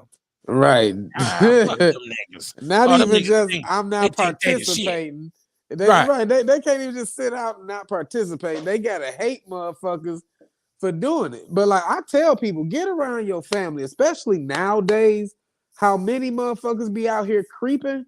It'll behoove you to get around your family so y'all kids don't end up fucking each other. You know what I'm saying? That like there's so many siblings that don't know they fucking siblings. Real shit. The reality is, I just 2 years ago I met a sister that I never knew I had, and she's the same age as my lady now. You know what I'm saying? Matter of fact, my lady knows her because they used to run in the same clique. So by chance, I could have bumped into her instead, not even knowing that this is my sister. You know what I'm saying? So I tell people, know your family. Let your cousins meet each other so they ain't fucking each other. You know what I'm saying? I mean, just real shit, you know? No, real talk. Tiarsha said, is that what that Cuban soccer team started start eating each other when they plane crashed? Yeah, they did, but I think that was a little bit different. I think them motherfuckers just like, he already dead. I can't do it. I'm hungry as hell. I don't know. I'm glad I would never. I mean, they was drinking urine and all kinds of stuff. Yeah, I remember that crazy ass I movie. did used to have a lot of family members who would say that when we would get together. It's important to know your family. You end up coating your cousin. That's what my aunties used to say, right? That's how they say it. Yeah, you end up coating your own cousin, right? I know that being that my family is from Mississippi and my wife's family was from Mississippi, I had to kind of submit her name to my mom to put through the ghetto internet so she could figure out if we was kin, because they would, us being from the same area. And my mom and her grandmother got together and traced it all the way back and said, y'all straight. So we was like, okay, right, man, because it's too late now. God damn. Man, I know somebody that happened to went to go meet her people and seen pictures of his people there. And that's how they found out they was cousins after being together for months and shit. Kissing cousins. Oh man. Miss Tony said, I went to high school with sisters who I had not knowing they were family. Yeah, man, that's why them holidays, man, and that getting together and like normally we have one individual in that family who represents, oh, I'm gonna organize, getting everybody together as much as I can. And I'm fortunate that I come from a very, very, very, very large family on both sides. And every year there's an attempt by the older people in the family to get us together to say, hey, y'all, we need to get together. Now, I've missed several family reunions and whatnot. It's because I don't like traveling. And so I'm like, I ain't driving all the way to Mississippi for no goddamn family reunion. It's hot as hell down there. I'm cool. My brother like, you ain't shit, right? You ain't shit. You need to come, right?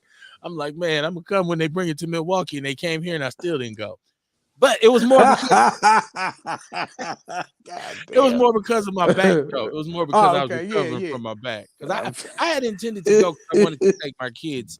Because my kids haven't been around family like I was growing up. Because when I was growing up, most of the individuals I encountered was family. Because like your best partners was your cousins. You went to their house, they went to yours. You go see, hey, ain't so and so. Hey, how you doing, boy? How your mama doing? So, but my kids kind of would, because like Kamar said, I got a lot of older family members who ain't here. And so we didn't have that connection. So I always look forward to taking them around and say, hey, these my kids.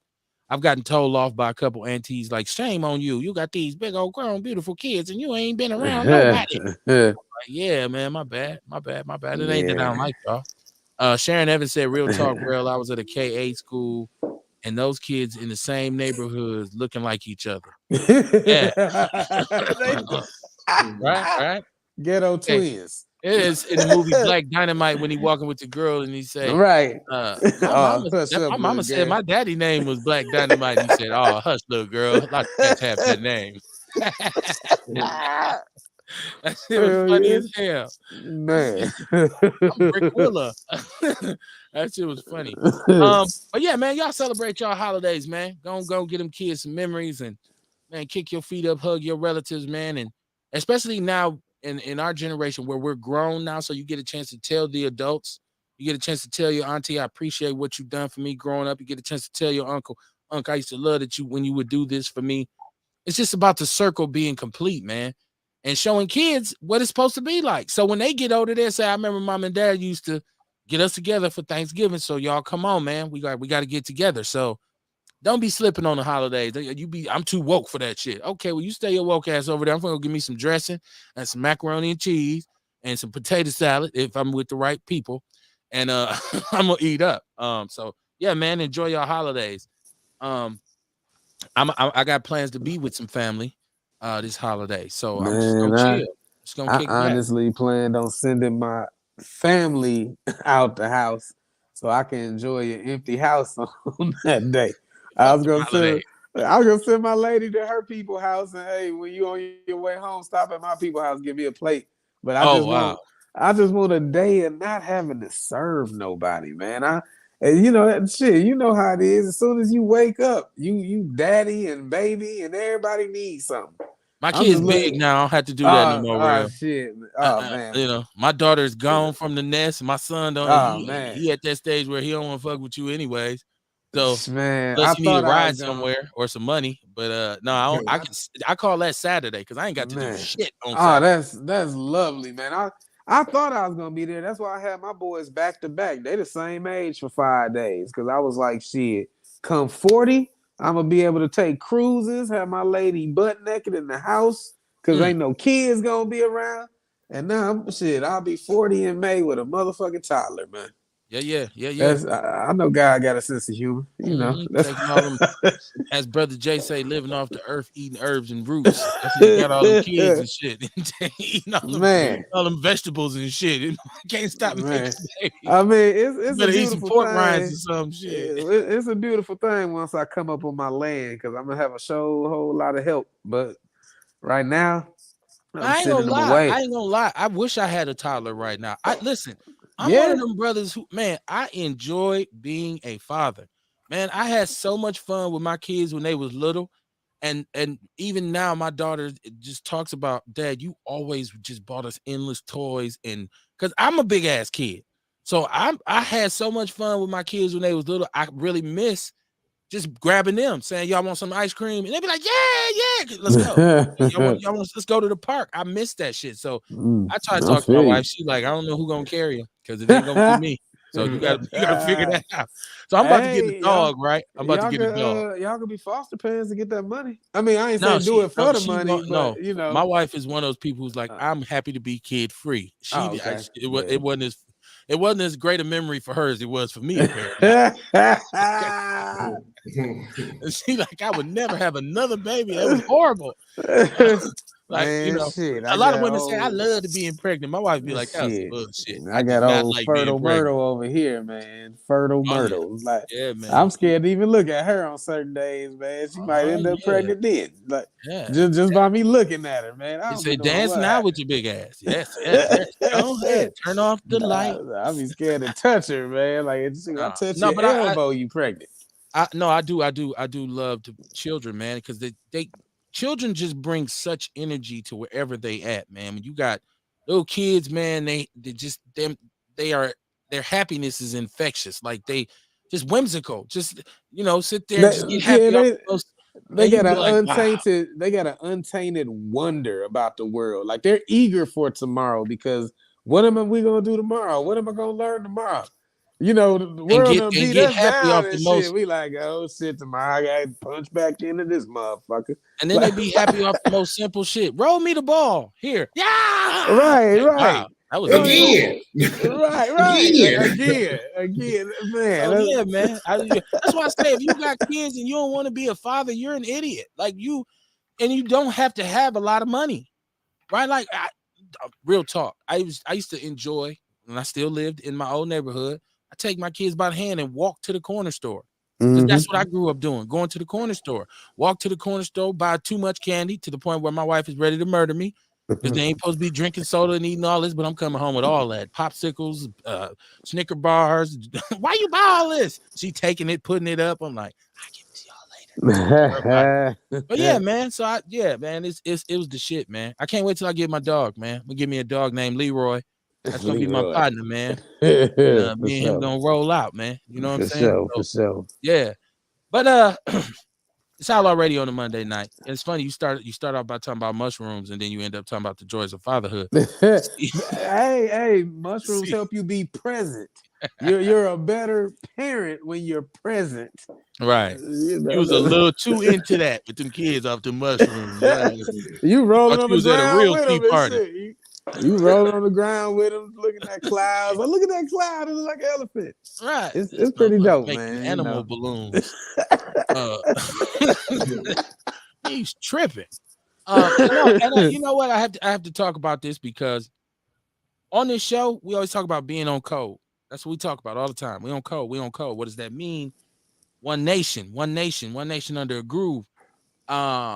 Circling the wagons when we need to protect some of our own. But when that individual does something stupid, we call them out. But we just don't call them out in the media. And I had stated earlier that one of the things I wanted to do with all of this Kyrie and Kanye stuff was wait on the great minister to speak. And he did speak and spoke beautifully and eloquently and articulately. And he kept it a buck like he always does. And I thought, okay, there's the definitive statement that gave us an idea of how we should be moving. But here comes Cuckoo for Cocoa Puffs ass Kanye again. With his dumb ass, right? Okay. I give you, once again, I give you credit for what you said about the Jewish thing. That's fine. My problem with you is that you always do some dumb shit. So he comes back and he disrespects the minister. You're going to have to straighten that out. You need to watch your mouth. I ain't bowing down to nobody. Wait a minute. Did you listen at what he said?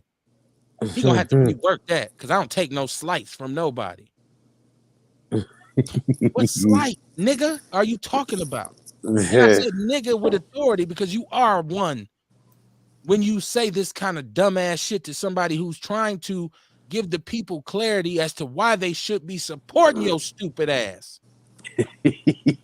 Nobody can control me. No, ain't nobody trying to control your SSI needing ass. The minister was trying to support you.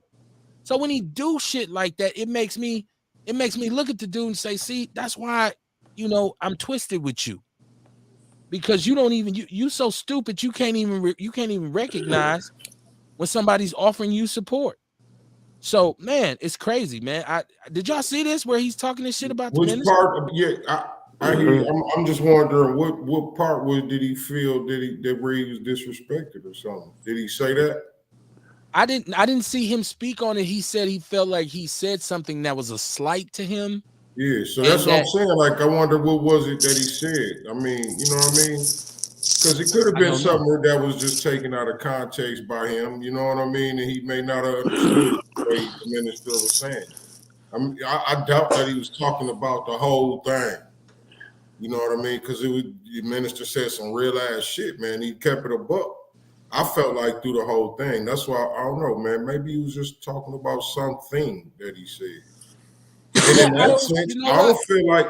And in that sense, like if somebody talking about me and they saying everything good, whatever it is, or defending me, but they say something in there that I feel slighted about, I got the right to say something about that.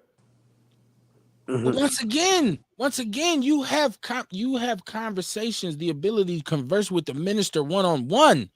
So why do you need to go to the media and say this? Call that. What didn't he tell him to call him?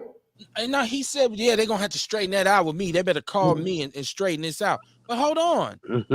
The minister was saying in regards to him, if we have a problem with him, let's call him on the phone. Let's not run to the media. Let's not beat each other up in public. So why can't he, even if he felt like he was slighted, say, but he did say we got a problem, and just hop on the phone? He didn't say I spoke with the minister and I let him know he disrespected me. He was saying he gonna have to apologize because I don't take no slights from nobody. I'm like, bro, come on, man. You stop it, man. Stop it, man. So yeah, he remains in coon mode. Any man who talked down on Minister Farrakhan to me is a coon. And I've heard many brothers do it. What's going on with you, Ace Cooley? How you doing? Any man who speaks ill will towards Minister Farrakhan is a coon. And not just because of the Muslim thing. If you say, okay, I'm not a Muslim, which I'm not, and I'm able to see that part of what he says Right. versus what he Right. says This is about the about respect reality of Black first. America. So if you can't hear what he says about us and in regards to us and say that's real talk, I just feel like you a coon. That's my personal opinion. I'd like to hear the whole thing of what he said. I watched the whole clip. It's in the People's News Network. Well, that's what I'm saying. Like, yeah, I'm gonna have to watch. He doesn't elaborate, Kamar. It's one where he goes on talking about his mama was sacrificed, and Bill Cosby's son was sacrificed, and what else did he say? Somebody else was you know, he was saying I a lot think of people come up. Jordan's Yeah, son or something like that. Jordan father. And he says a lot of Jordan people come father. up missing in Hollywood, and he said they can't control me, they can control Jay-Z and Beyonce and all this kind of stuff. Oh, that one when he Yeah, that's the dropping same everybody. one where he says in the minister, I don't take no slights from nobody. I ain't bowing down to He's nobody just and a all this. highly emotional dude, and it goes back to what we were talking about earlier. I don't know how active his father was in his life to, you know, because otherwise, I mean, I seen the Genius documentary, and I see his mama did pour into him and teach him, you know, knowledge of self and shit like that. But again, even what I see, I could understand how he was raised to kind of be pretentious and you know what I'm saying, and just that ego maniac type shit, you know, just how they was talking. So he's a very highly emotional, highly He's a arrogant Sambo. guy. He's a Sambo. But look, I listen. don't know, man. I ain't gonna go to calling him I names. am. You Like, can. no. Come on, understand. Like that don't mean he ain't family. Cause you think I ain't got some Sambos But in I'm my just, family? yeah, if it's like what I said, like I'm just thinking, like no matter, I ain't thinking about who Farrakhan is.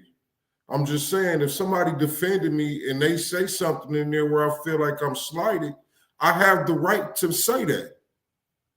Right. Just like I got a right to call Like, you a and you Sambo. know what I mean? Like, you know what I mean? So then I would be called a coon too, because I feel like I was slighted by Farrakhan.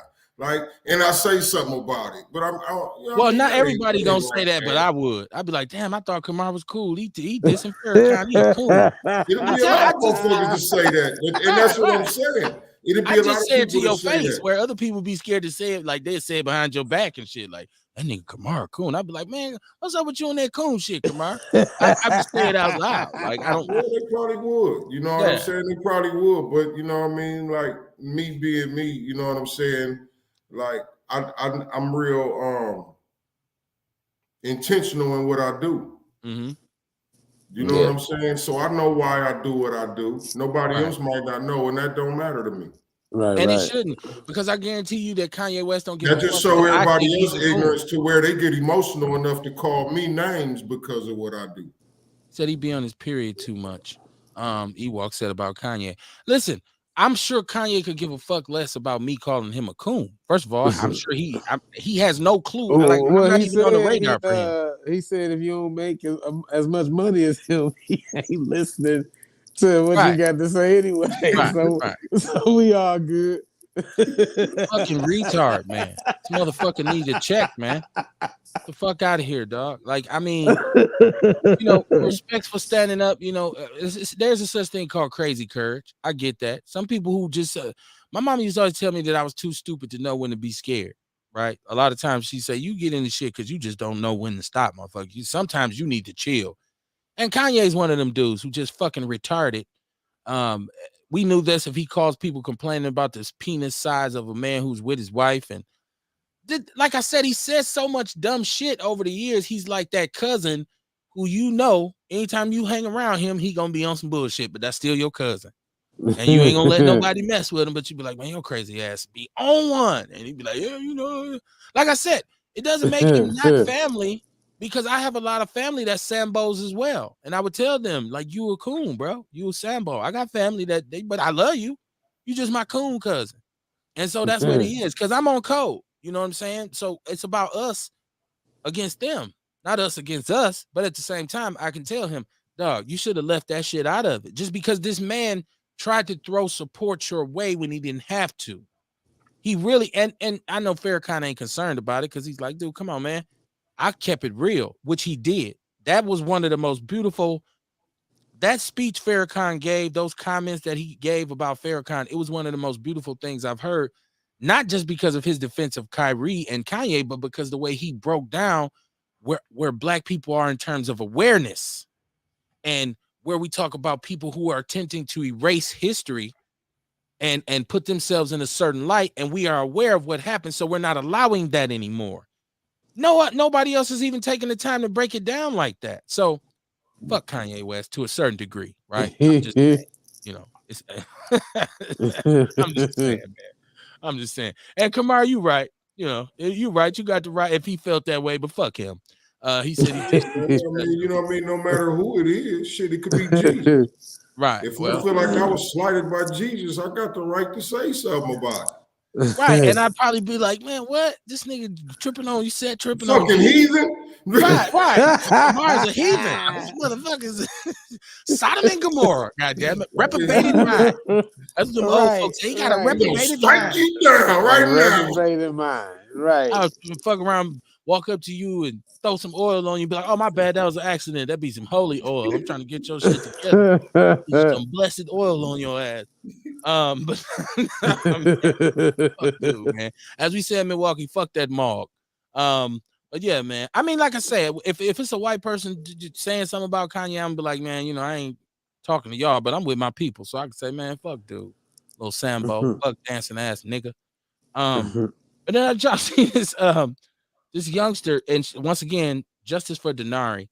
And there's a group, and shout out to Patience Phillips, and go back and watch that show. It's a tearjerker, and we had Outlaw Radio, Law and Order, and we talked about this problem we have with low bail for these habitual criminals, and we talked about the fact that there's a possibility, from our perspective, that if somebody is repeatedly released for egregious offenses on low bails, that means that they're a snitch, or that they working with them people.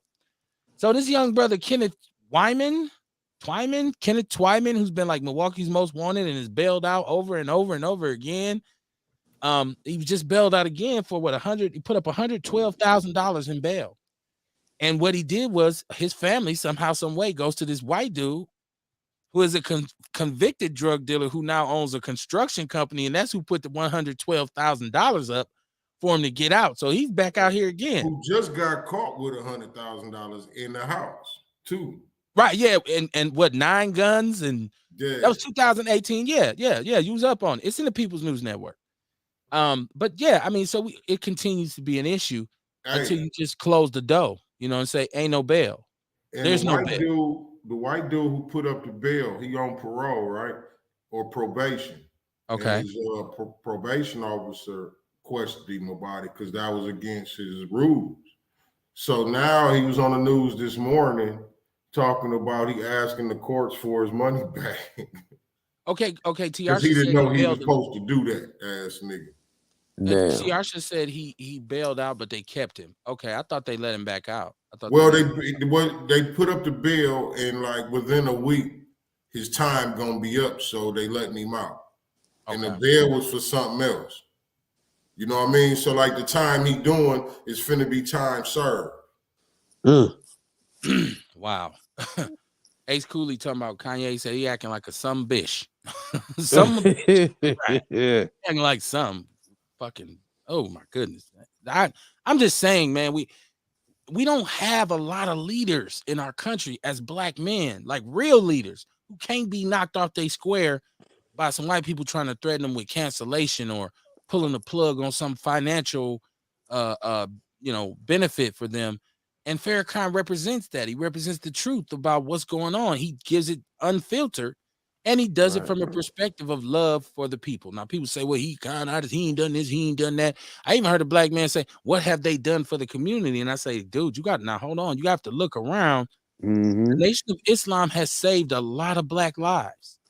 They have been first at the forefront, up front, with a lot of black causes and issues, and brought a lot of structure where there was none. So for you fix your mouth, maybe they didn't send out no check to everybody or whatever. And there are a group of people who say, either you one of us or you not, but you can't say they haven't done anything, right? So, I get upset when somebody say something about Farrakhan, man, because I just think when we do come across leaders, we got to give them the credit that they deserve, right? We got to say, man, nah, man, hold on.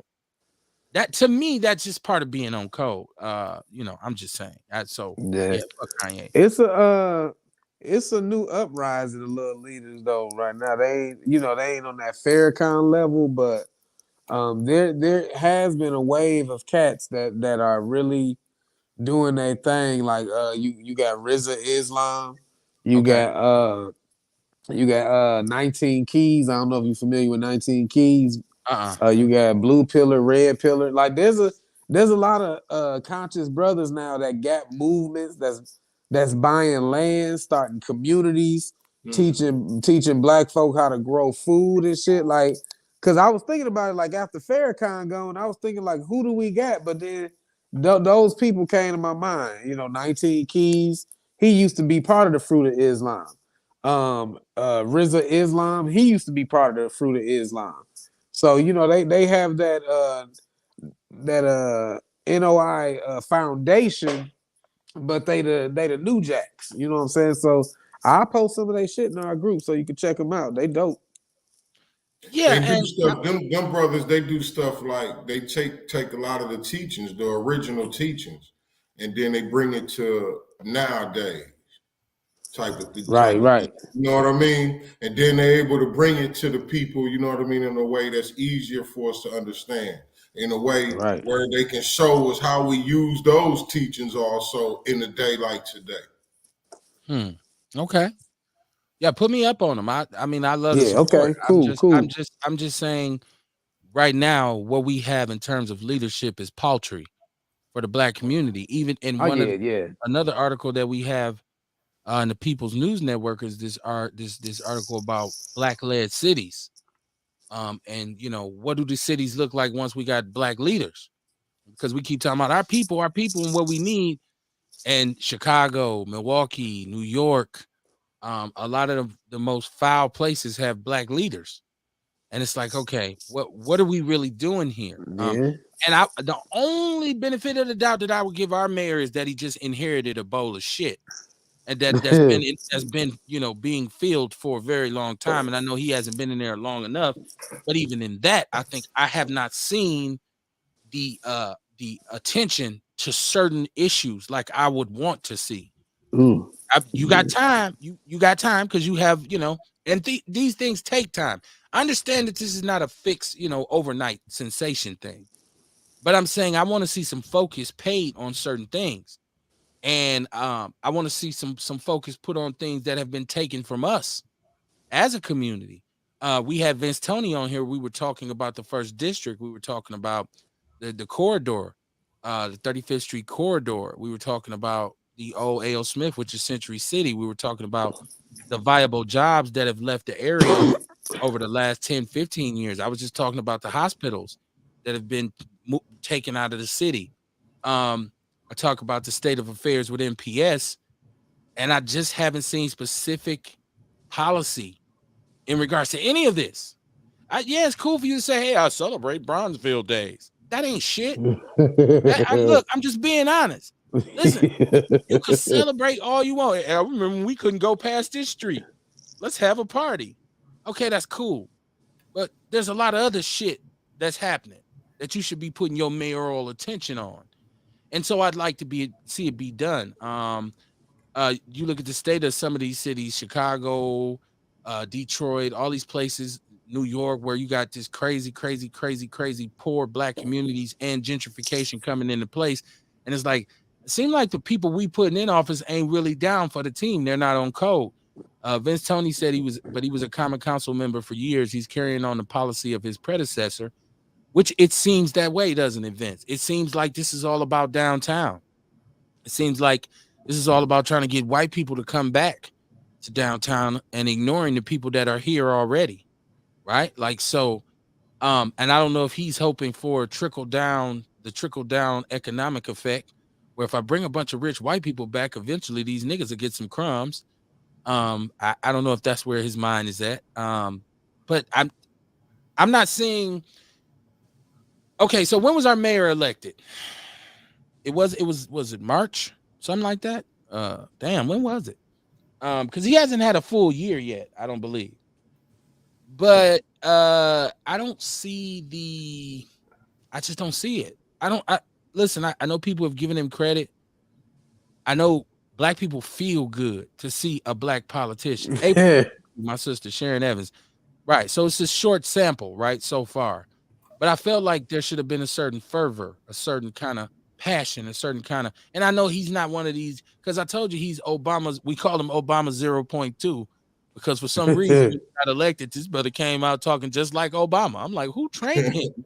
Well, we're gonna do the best we can for Milwaukee, and he even had the pauses down. I'm like, I know I've seen them shit somewhere before. What the hell's going on? So, and a lot of Negroes jump right on the bandwagon. There's a lot of Negroes who were critical and talking about change and talking about, oh, your lapdog, your Uncle Tom, yeah, he's Mayor Bear's boy. As soon as he got elected, they was like, he sure is a good man. I like, boy, you need to quit your looking a motherfucker, don't you? Right? But yeah, so I want to see. We got now. We're almost at the end of this year. I want to see where we're gonna go because I want to see black economic development. I still haven't seen a plan for that. And Rail, you kind of hit it too when you in the beginning of the show when we were talking about the homicide record being broken and what's led to this violence and this crazy dysfunction in our community. Poverty is square in the dead center in the middle of it. Always. Right? Poverty, extreme poverty, generational poverty. You know what's crazy? I was having a discussion because like my lady a few years younger than me. So we actually had this discussion this morning because she was like, well, what happened? And I said, well, baby, you got to understand, with that whole Martin Luther King shit, most of his force was black families and churches. I said, so after that, they found ways to tear up the black family. I said, even in Milwaukee, we had a bunch of breweries and factories to where I said the man could work, he could buy himself a house. I said, technically, we should have been at least 3 generations into generational wealth because in the 60s, they like my granddaddy bought his house. You know what I'm saying? Because he came up here from Alabama and started working in the cars and shit. Then he started working in that Rankin Son Buick and shit. But I'm like, dude, we should have been 3 or 4. I said, but you got to understand, after they seen how powerful we was with Martin Luther King, I said, that's when first heroin came in the 70s. Or I'm sorry, heroin. That's when heroin came in the 70s. Depending on where you from. Heroin.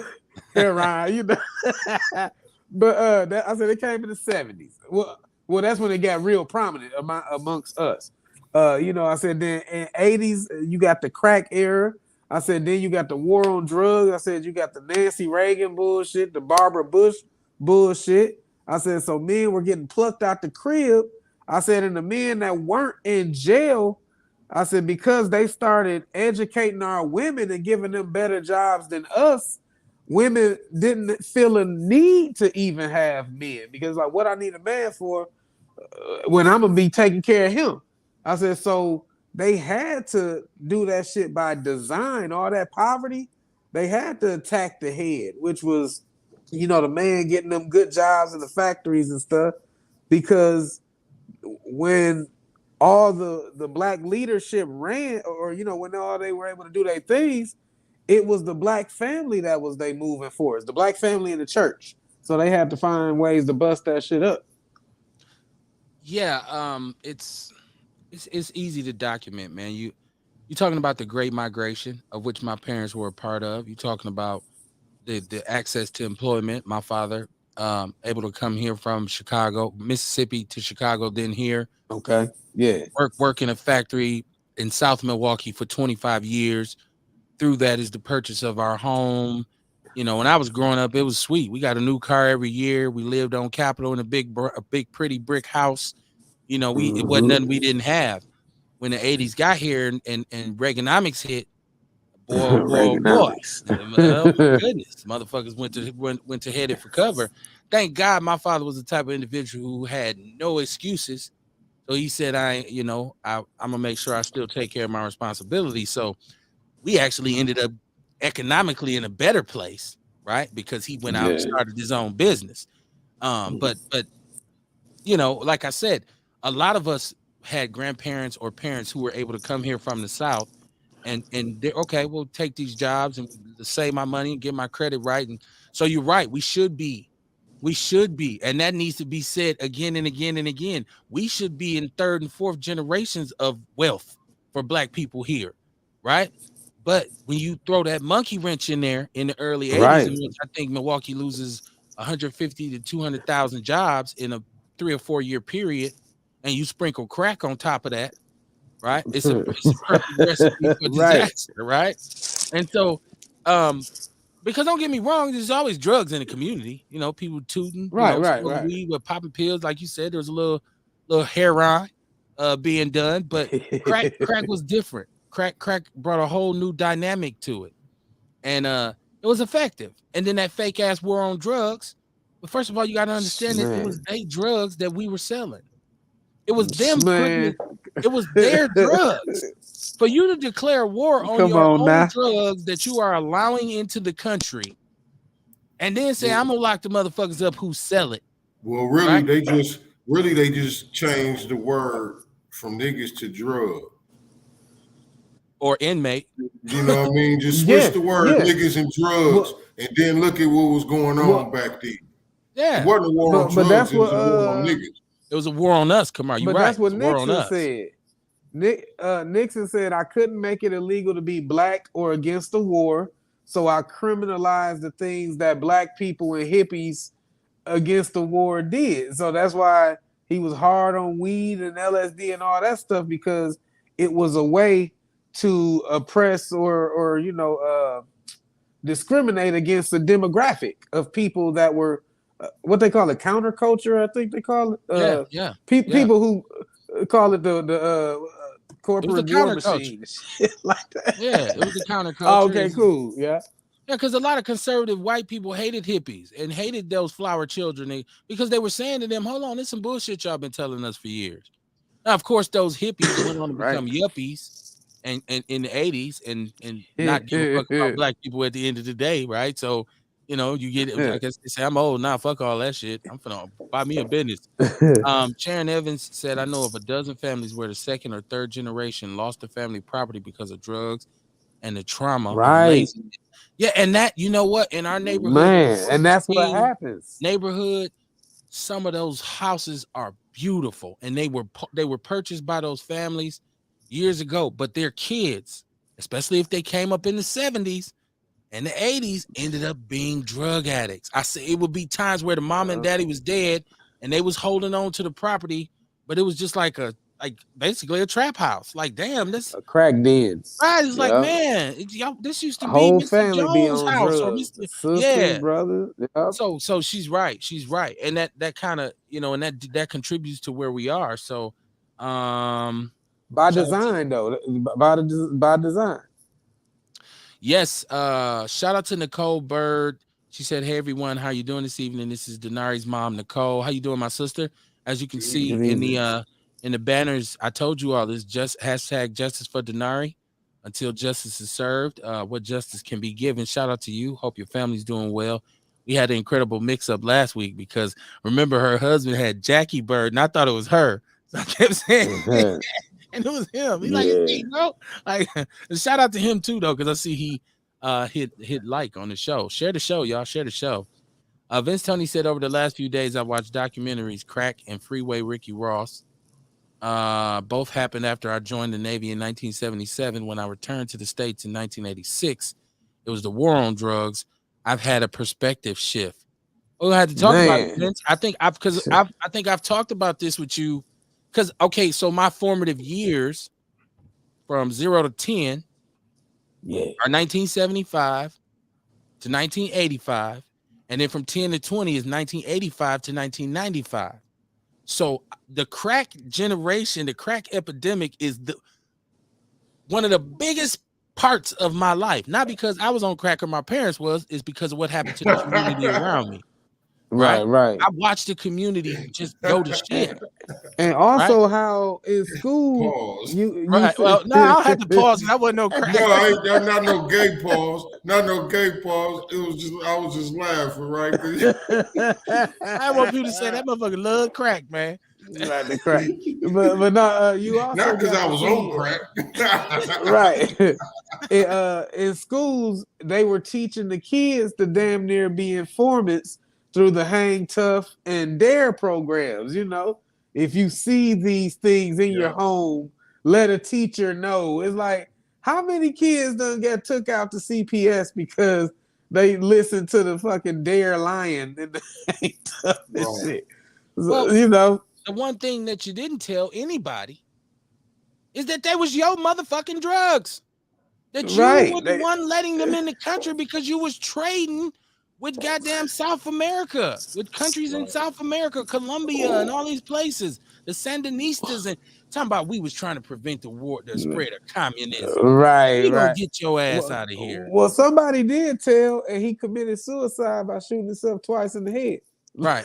So With his the left hand when he was right-handed. Right. So so they right. try. They Right. Oops. Right.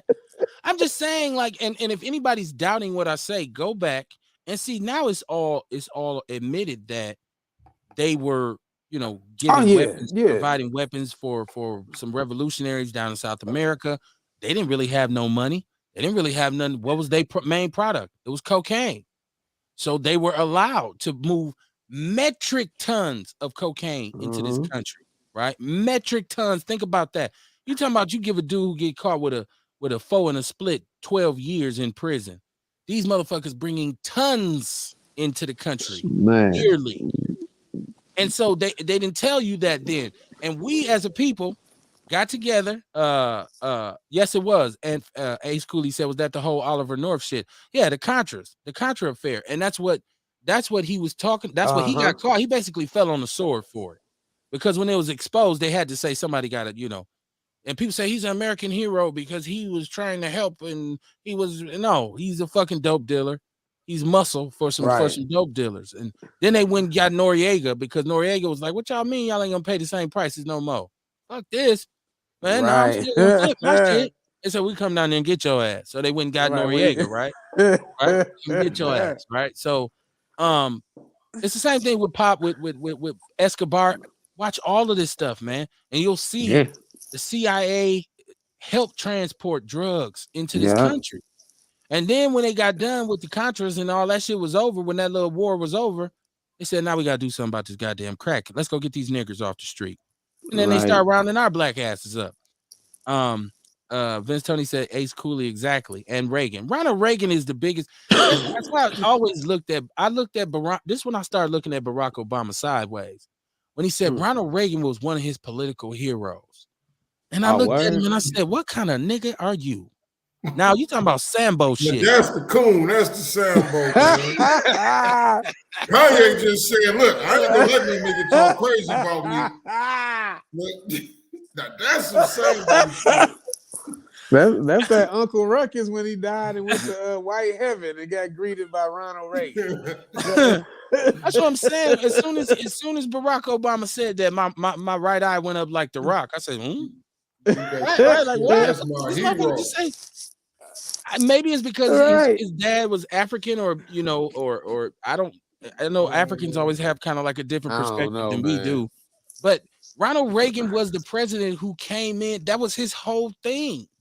He was the architect of that whole thing. That, along with a lot of outsourcing and downsizing in terms of jobs, America losing jobs. Ronald Reagan was a crook.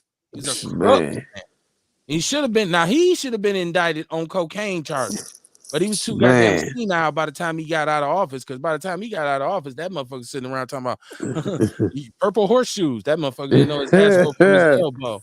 Right. Tigers and bears. Oh my. Right. I believe Dion says, I believe the United States government should be brought up on charges for allowing cocaine into the United States. He said, I was a victim of the drug war. Sharon Evans said, Kamar woke up for that. He damn sure did. He said, now that go your coon. Not Kanye. Not Kanye, it's him. No. Look, man, it's funny because I remember Reagan got shot. I'm that old. I was a little kid, but I remember my mother was so happy. She was dancing a happy dance. And I'm Damn. like, why is she so happy? She's like, I hope that motherfucker die. I hope that motherfucking cracker die. I'm like, damn, what the hell going on? She Wow. was so happy, man. My father just laughed and laughed and laughed. Like, man, you ain't supposed to be happy nobody got shot. My mother, she hated Reagan, man, because she said, I can see where the country went downhill when Ronald Reagan took over. Dion said I was charged with DOC of a controlled substance. Right. Okay. One of those. I served an undercover cop $20 worth of crack and been a convicted felon since 2000 for $20 worth of crack. If you don't get the fuck out of here, man. That shit whack, man. When you got blue collar criminals who did Ponzi schemes and robbed motherfuckers of their life savings and made over $200 million that been home and on to the next. Fuck up out of here, man. Reagan was getting shit like a motherfucker. He said Reagan was smoking that crack. You know what? I don't know. You know why. I just think white people have been allowed to get away with so much, right? And if you really start to think about all of the crazy shit that white people have had a hand in, it boggles your mind. Like these motherfuckers been able to get away. Look, Yeah. one of the things that just went man. viral, and I just put it up because we were shown on it when it happened, was the booty bandit police officers here. And a lot of people have forgotten about there was cops at one point who was doing cavity searches friends out of on the state is street. posting that shit. Well, this shit is put it in national now. My friends out of state is posting it. Yeah, I got people in St. Louis and Cali posting the clip of the poor dude talking about his rectum was touched. And that was my first time seeing that. I'm like, damn, that brother couldn't even say it. You know, that you could tell it was traumatizing because he stuttered when he said, I mean, I would stutter too if I got to tell a motherfucker that they. I ain't trying to laugh. Be traumatized. But another reason I'm laughing, I mean, it's because it's a Milwaukee. It's a Milwaukee swag, though. I got a story. It's a Milwaukee swag how they talk. And he said, you know what I'm saying? Then he just, you know what I'm saying, went touched, you know what I'm saying, my rectum. God damn. Thug done got fondled. What's your story, Kamar? I was gonna say, man, you know, I remember years ago, man, I was in a drug raid, right? And when the police was in there, they was taking everybody to the other room to do a search. And I remember they brought one of my guys back from out the room, and the look on this nigga face, man. Damn. The look on his face. I don't know if he was scared or if they went in there. But goddamn, man. But yeah, that shit was going on, man. The motherfuckers were pulled up on the corner, on niggas right on the corner outside, broad motherfucking daylight, and go in their asshole. I thought that was common. I thought it was common. Like the people I knew that hustled, they said that shit. Like, yeah, they'd go all up in you trying to find that shit. Well, no, and I'm saying people have forgotten, but we talked about on here when Common Ground and a lot of other people got together and put this lawsuit in. And I think we thought at first it was just a few of people. It was a bunch of cats who got money from this, and the taxpayers had to pay for it. And your attorney, your John Chisholm, your district attorney, never charged anybody. That shit wild. So, but he's never charged any cops with anything. You know what I'm saying? So it's like, okay, they've been able to get away with a lot of shit. Tiarsha said, watch Snowfall. That's exactly what happened in this show. The CIA was getting drugs from overseas, and he had gotten a guy in town from the inner city to sell it for him. Well, that's the story of Freeway Ricky Ross. Yeah. That's Ricky Ross. That's why he's always mad at John Singleton. That's why he's always mad at John Singleton, because they were supposed to be doing his story. And I don't know what happened, but John came up with some other people and said, now we're going to do this. Rest in peace to John Singleton. And that's one of my favorite shows, too, by the way. Snowfall is the shit. It's going to be over. Yeah. It did kind of throw me when I realized that Franklin is actually English. And I'm like, damn, he had me fooled. That's a good actor right there. Because when I heard him in the interview, like, yeah, well, you know, we working on the show. I'm like, what the fuck? Franklin from England? Like, damn, that boy can act. He said, no cap, bro. I applied for a pardon and was denied. That is the dumbest shit in the world. I only had one felony conviction on my criminal record. That's just stupid, man. That's just stupid. A says, crazy shit is I used to go to these after sets downtown. You would catch judges, lawyers, doctors, police, CEOs, all of corporations doing mounds of coke on the yachts and private parties. Of Uh-huh. course. And E40 says, I remember when crack cocaine used to be a rich man kind of high until Kinda one day in my high. neighborhood, motherfuckers started counting Fetty. It was hanging on the corner yelling, bass rock nigga, bumping Too Short, blow job Betty. Okay, I'm Blow doing too job much. Betty. Man, I love 40 the click. That was the shit. He said this is Wolf not supposed to be tickets. funny. I'm crying. Yeah, the dude was still thugged out, and he was just like, shit, saying he found saying my rectum. I'm like, dog, this but my question is, bro, why I wouldn't have went on. Look, That shit, they'd have that had my gotta be face traumatic, blurred or man. something. Hey man, he was getting his money at this point. Shit. Man, ain't no money enough. I'm retiring after Hey, that. we was just talking about poverty and the economics. Leave, man. He trying to get up out of poverty. Booty hole I suck. don't want to get no money that way, man. Nah, I man. don't want to get no money I that just way. get a job, bro. I just get a job.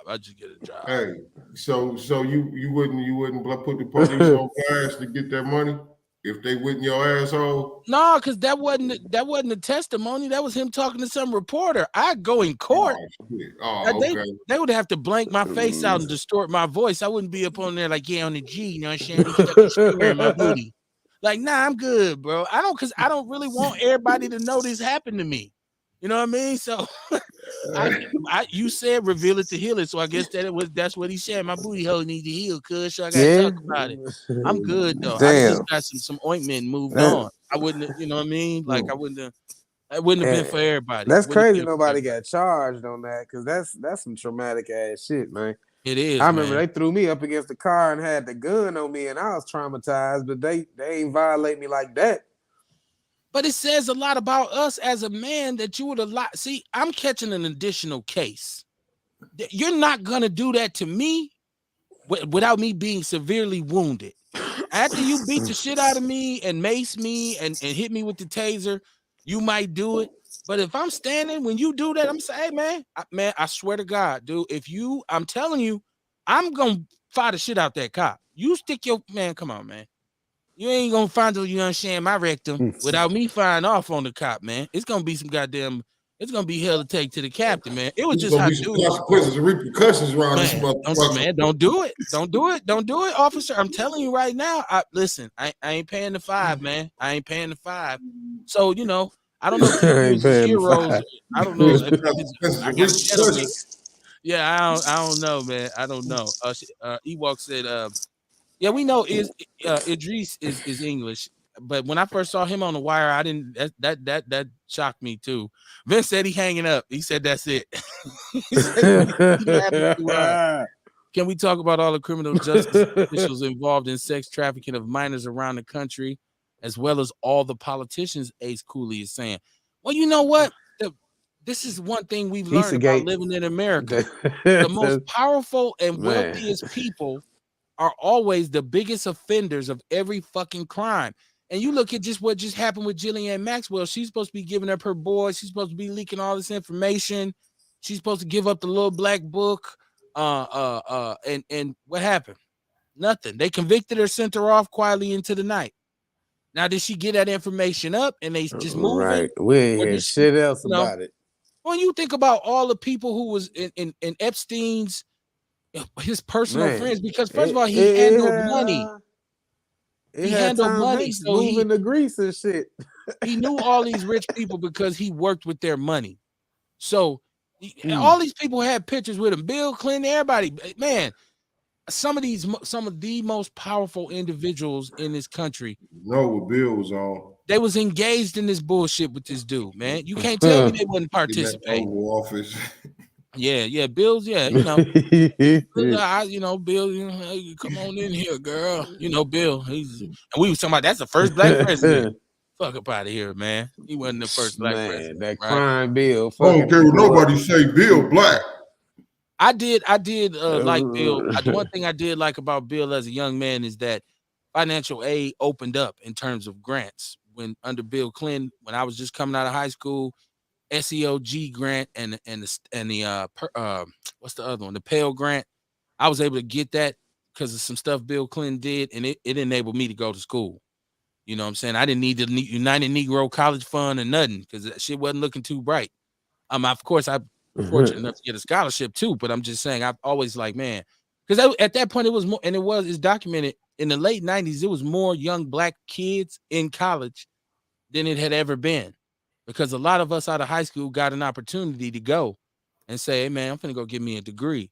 So I did always give him credit for that, but he was one of the architects of the crime bill.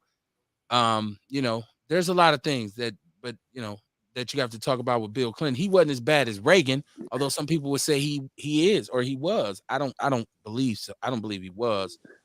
But politicians and celebrities, yeah, they some corrupt motherfuckers, and they doing all kinds of shit up under our nose. And then to turn around talking about somebody canceled. You got a lot of motherfucking nerve to be talking about somebody canceled when you the crookedest motherfucker in the world and shit. Right. I do want to say I'm happy Armor Correctional was fined $175,000 for the murder of the homie T Buck. It ain't enough. It ain't enough. It's not enough. But justice, man, for T Buck, man. Justice for T Buck, man. Hey, that's just some more though. You know what I mean? They Right. done caught a lick already too. Yeah. So you know what I mean? That's icing on the cake. That's just even more. I'm gonna see what else they could get for that family. Yeah, man. And they deserve the world. Damn it. They deserve the world. It's my best friend, god damn it. My best friend. Yeah, I know y'all was tight, man. I knew the brother really well. And it's not just I didn't just know him. I knew the brother, but I know you had a whole different kind of relationship with him. So, that's your neighborhood. So, I totally get it. But he was a good dude, man. Him and his brother. Shout out to T Rock. Rock Daddy. Rock Dada. He said college is another hustle for the banks. It might be. I mean, depending on how you approach it, Ace. And people talk down on going to college. I hear you. I'm just gonna say I'm glad I went. I'm gonna say greatest experience I've ever had, most fun, got me the fuck up out the hood, got me up off Atkinson and Capitol.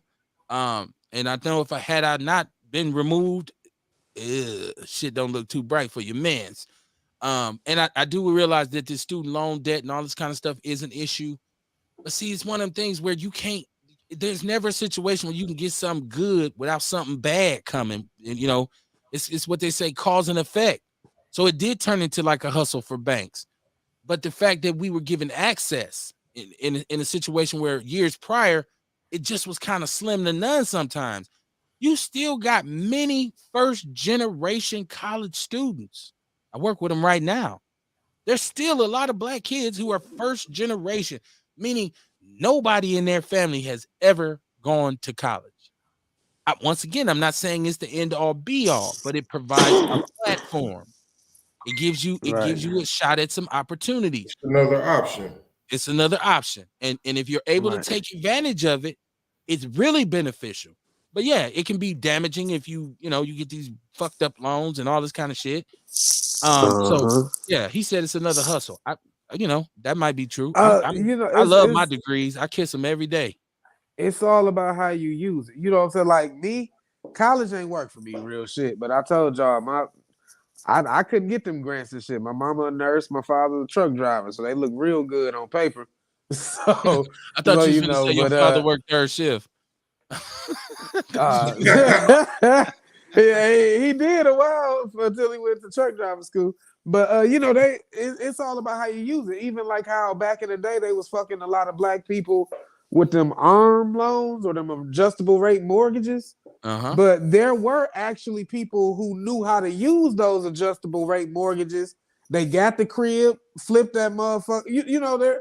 There was like, even in the traps that they set up for us, if you like, even now, like I'm a homeowner, like I would tell other people that if you buy a home, understand that there's a way it could be an asset or there's a way it could be a liability. I'm grateful that I bought a multi-family unit as my first home. I wouldn't recommend buying a single, but to each his own. But if you do buy a single, now you're paying for something that you got to keep up, fix up, shit like that.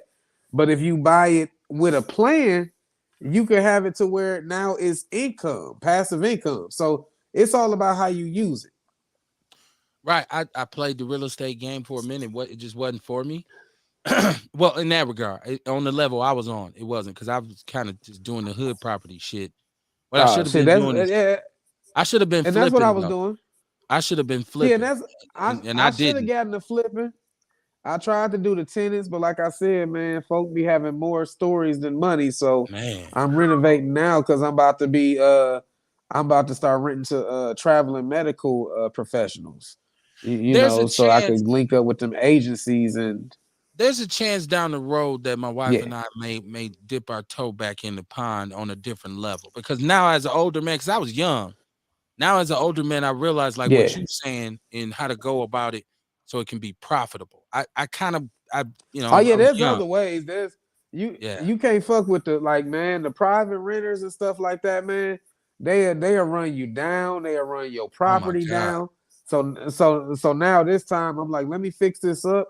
I'm gonna fully furnish it. There's a site called Furnish Finders where a lot of travel and medical professionals look for places to rent for, you know, 30 to 90 days, maybe six. All depends on what they contract with the hospitals are. But I know traveling nurses, and I know that a lot of them get a stipend of like $5,000 per week. I had a friend who was in Cali as a traveling nurse, and she was getting a $5,000 weekly stipend on top of getting paid like $50 an hour and shit. Mm. Ace Cooley said that's why it's benefits from having rental companies. They do the kicking out and calling the police. And Yeah, I just that's what I needed because I'm too compassionate to like I got an uncle who killing the real estate game, but he run it like a business. He like, no, real. If them motherfuckers even apply to my shit, they gotta pay an application fee. He was like, that's why I'm getting paid just for motherfuckers applying to it. And now he's got community-based residential facilities. yeah, I just was the bleeding heart that's like, oh, where they gonna go if I put them out? Let me just give them Right. yeah, another month man. to get their shit together. You know, Hmm.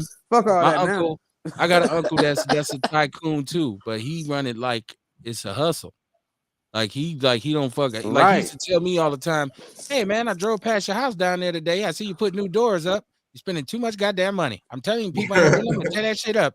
Like my uncle was straight nigga rig. Like if you say, we need a new door, no, you don't. I just put the hole in it. He just come and put some wood over it. And be like, "Here you go. There you go. Where you go? Where the rent at?" So yeah, but you're right. I was that person too. Like I had a couple tenants that really got to skate off of me for a while because they had Man, babies in the winter, and I was just like, "Damn, man." Like, you know what where I'm they saying? gonna So, go if I put them out? it was just like about the babies. Like when I should have just been like, get the fuck out. But I knew Right, that wasn't my game too because on that level, how I was playing it. Right. right, The right. next time I go into it, it's gonna be official like a referee whistle. I ain't gonna do it Right. like And that. I I'm gonna had do to, it I totally had to different. take accountability. I'm like, maybe they wasn't deadbeats. Maybe I just brought the deadbeat out of people with my kindness and compassion. You know, people gonna test you to the extent that you let them take you. Yeah, Mhm. man. Vince Tony said we need to pool our resources, purchase land and investments. I totally believe there Shit, needs to I've be been looking more for some black more venture black investment capitalists in group. Milwaukee. Yeah, man. I'm And down. that state budget surplus has grown to 6.6 billion for Madison. Yeah, 6.6 billion. Um Madison, you owe Milwaukee some money. Damn, Skippy 6.6 billion. Skippy was raping the shit out of Milwaukee for a very long time, and Mayor Barrett was allowing it to happen. I heard Mayor Johnson talking about repairing the relationship with Madison. They need to repair the relationship with Milwaukee. They owe us some money. Ace Cooley said, Reparations. "I'm right here, bro." Kev, I think he mean Kev kept me. Let me know. I think he put kept me know, but I don't want to be remedial, so I want to make sure I ain't saying it wrong. He said, "Man, that money was paying my mortgage. Put them the fuck out in less than a minute." Vince said, "Put him out." You He know ain't what? wrong. He ain't wrong at He's all. I not. should He's have. not. I He's not. should have. I He's not. should have, man. God damn, I should have. I But think see, about one all the thing I money did I was discover missing out too is being compassionate. the process of eviction was expensive and long as well. So I was thinking like, damn, I'm gonna have to go downtown to pay $600, Right. and then I'm gonna have to, So it's like, man, File for the eviction, pay the man, sheriffs to deliver the shit. I ended All up kinds just of going a couple times. I ended up going to the crib with a trailer, We're giving them a date. Like Friday, if you ain't out, I'm coming. Me and my brother gonna move all your shit out. And Oh we ended up damn. just coming Okay. to the crib with a trailer, loading it up. Like, I hope you got somewhere to go because you can't sponge off me no more. You know what I'm saying? But Mhm. like I said, I was young, and if I did it now, I would do it totally different because I would have started by I wouldn't have got to bought the properties that I had.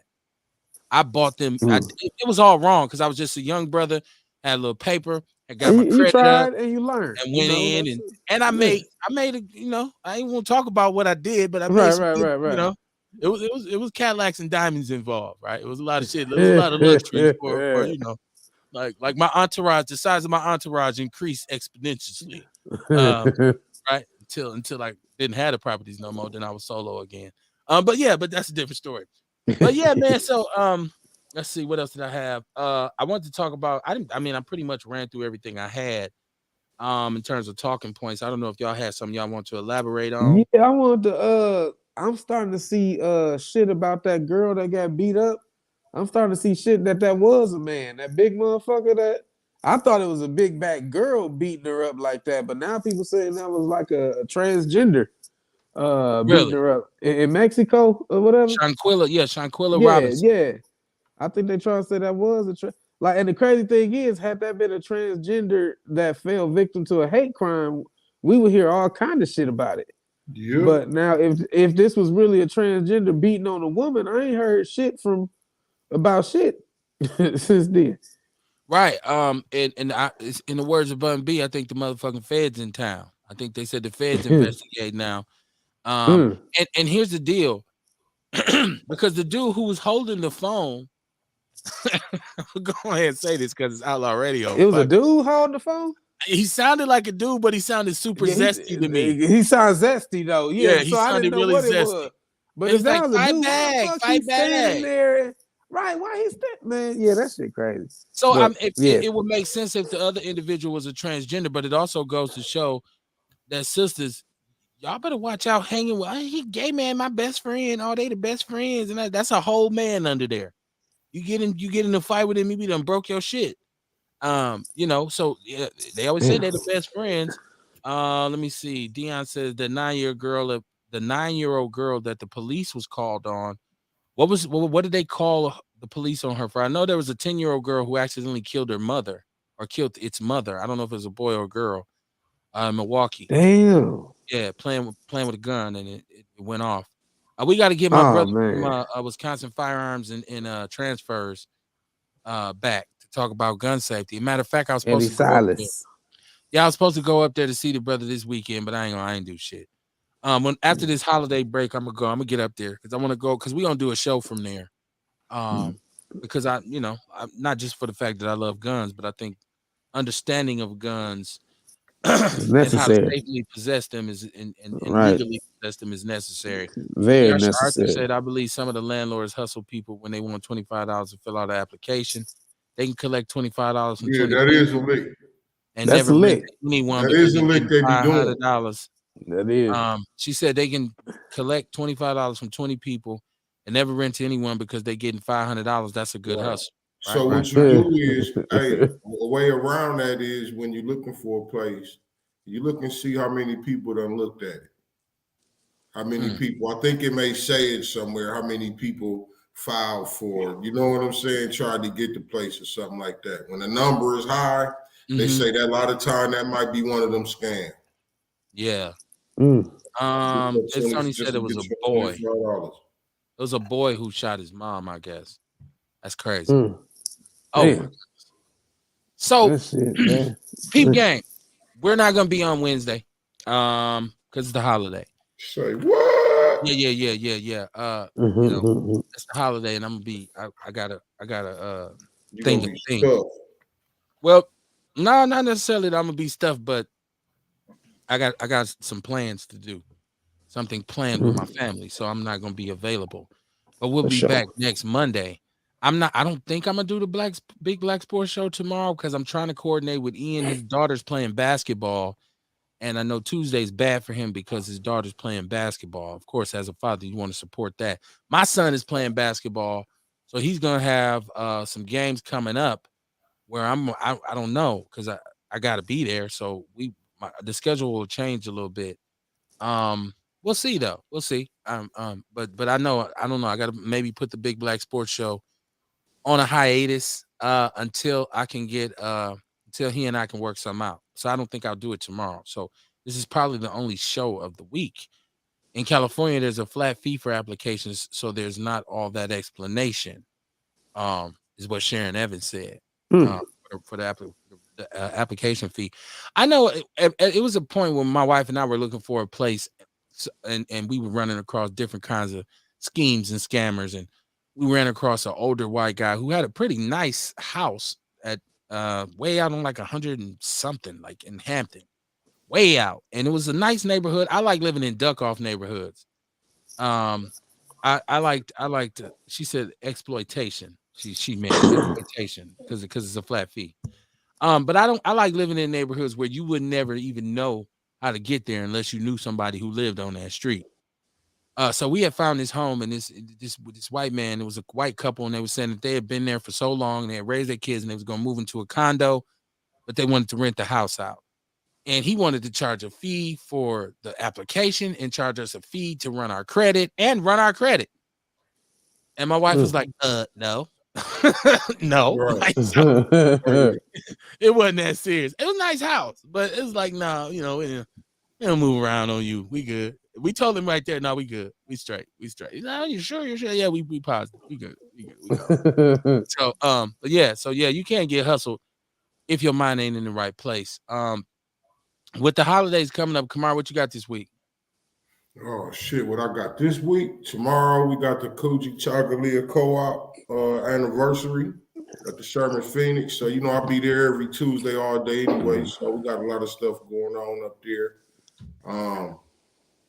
What else I got? Saturday at the Performing Arts Center, I'll be down there with Milwaukee Black. Okay. And it's one more. I'm trying to remember, man. I can't remember. It's Friday. What am I doing Friday? Fuck. Shit. I forgot. It's gonna come right back. It's gonna come back to me. Is that Black Friday at the Sherman Phoenix? Yeah. There you go. Black Friday at the Sherman Phoenix. How did I know that? Right. Right. But yeah, that's where I'll be, man. What you getting up into some turkey? You don't eat turkey. No. What you doing for the holidays? Nothing. We had ordered some food from Miss Courtney. Mr. Courtney we had on the show. His wife, she caters. She catered vegan food. So we got some dressing and a couple other things coming from it. Okay. Yeah, we supposed to get him back on. We got to make that happen. Right. What you got popping, real? Oh man, just gonna make it through this work week. I'm gonna see if I need to go with my family on Thanksgiving, but otherwise, like I said, my goal is to have an empty crib and some good documentaries and something good to smoke on. But then through the rest of the week, just been doing my thing on this TikTok, man. That video I posted is at like 30,000 views now, and it's causing people to ask questions. So now I'm just making videos to respond to their questions, because it's amazing how many people don't know how the body works. You know what I'm saying? It's amazing how many women aren't familiar with how their body works or how conception works. So they having all kind of questions, and me, I'm a nerd, man. So I love the questions because it give me something to speak on or research if I don't know the answer to it. But it's dope as hell, man, because I'm helping women like understand themselves, that and I guess I took it for granted just thinking they should know this shit about themselves. But we not taught this in school, man. We taught don't talk to yourself, don't touch yourself, don't believe in yourself, don't the self was always wrong and shit. So I guess it's understandable why we not too familiar with ourselves. Right away. Man, I'm gonna have some fun. I'm gonna relax. I gotta relax because I'm about to. Man, I got a lot going on. I'm gonna take advantage of this time and enjoy my family and get some rest and get some sleep, because it's about to go down, as they say. For me personally, career wise and everything, it's just about to everything is about to go up another level. That's dope as Just hell. because I had promised myself that as my back got stronger and I got closer to getting back on my feet, my hustle was gonna go up too. And so Yes, I'm starting to feel pretty good. I'm starting to feel better and better every day. that's good So I got shit. to turn my hustle back up. Before I hurt my back, it was up there, but Yeah, I'm gonna turn it back up and get it going. I'm just gonna be grateful though, man. I'm just gonna enjoy my family. That's all I'm gonna really do. I'm gonna do some reflection, like I always do. I think, and I never really talk about it because I don't talk about meditating and stuff, but I do a lot of reflection. Mm. I do a lot of because I do enjoy spending time by myself. So I can understand Rail talking about that because sometimes to be able to sit alone and just think and just think about everything and just, okay, this is that and this is this and I need to do this and that. It's essential for me. And so I'm gonna Mm-hmm. be able to do a lot of that this weekend, man, and we'll be back next Monday and damn, it's about to be December. Where the fuck did the year go? I don't really Mm-hmm. have anything really hardcore philosophical to say tonight, except for to tell people, don't let people dim your light. Recognize when somebody's trying to bring you down because their light is dim. And a lot of times we keep people around us who do that out of love, but you end up doing yourself a disservice. Sometimes you really have to get rid of negative energy. We've talked so many times about the metamorphosis of change. Well, it's the same thing. The metamorphosis that you go through when you want to change, and you have to change your environment a lot of times. And you'll be surprised that when you remove certain individuals, not because they're bad people, but because they're bad for you, you have to Mm-hmm. remove them or you have to put them in a different place. You got to give them less access to you. That can lead you down the path that you want to be on because you have to sharpen your focus. I mean, you got a lot of ambient noise and disruption in the background. You can't get that signal like you want it. So don't be afraid of that. I can tell any black man, if you in the streets or if you're in the game and you starting to say, man, I'm getting tired of this shit. Man, I think I might want to do something else. That's the first step. Start to do it. Don't be, oh, man, but how am I get money like this? You can do it. When you get your focus sharpened, you'll find a way. So I would tell any man, any black person, embrace yourself. Embrace what you want. It's okay for you to want more. It's okay for you to expect something. And it's okay for you to look around and say, I'm gonna have to get rid of you because you want some bullshit. That's fine for you to do, man. It's all about we talk about revolution. Somebody told me one time it ain't gonna be no revolution for black people. It has to be an evolution for black people. I said, that's kind of poignant. So I want you to I want all of us to embrace that, man. Bigger things, man, bigger things, new concepts. Sometimes going after something you don't fully understand and trying to gain an understanding of it provides you with some real serious feelings of that satisfaction that we were talking about. It can provide you with that. So you don't have to chase it in false narratives, man. I appreciate everybody who supports us, man. I wish y'all a happy holiday. Man, enjoy yourself, enjoy your family, man. Share the show, share the show, share the show, hit the Cash App, support these brothers, support Kamar, support Rail, support Courtney, man. Peace and love to everybody out there, man. And you know, it's gonna get greater later, man. So y'all hold on and be strong. Peace and love. I'll see y'all Monday night. Peace.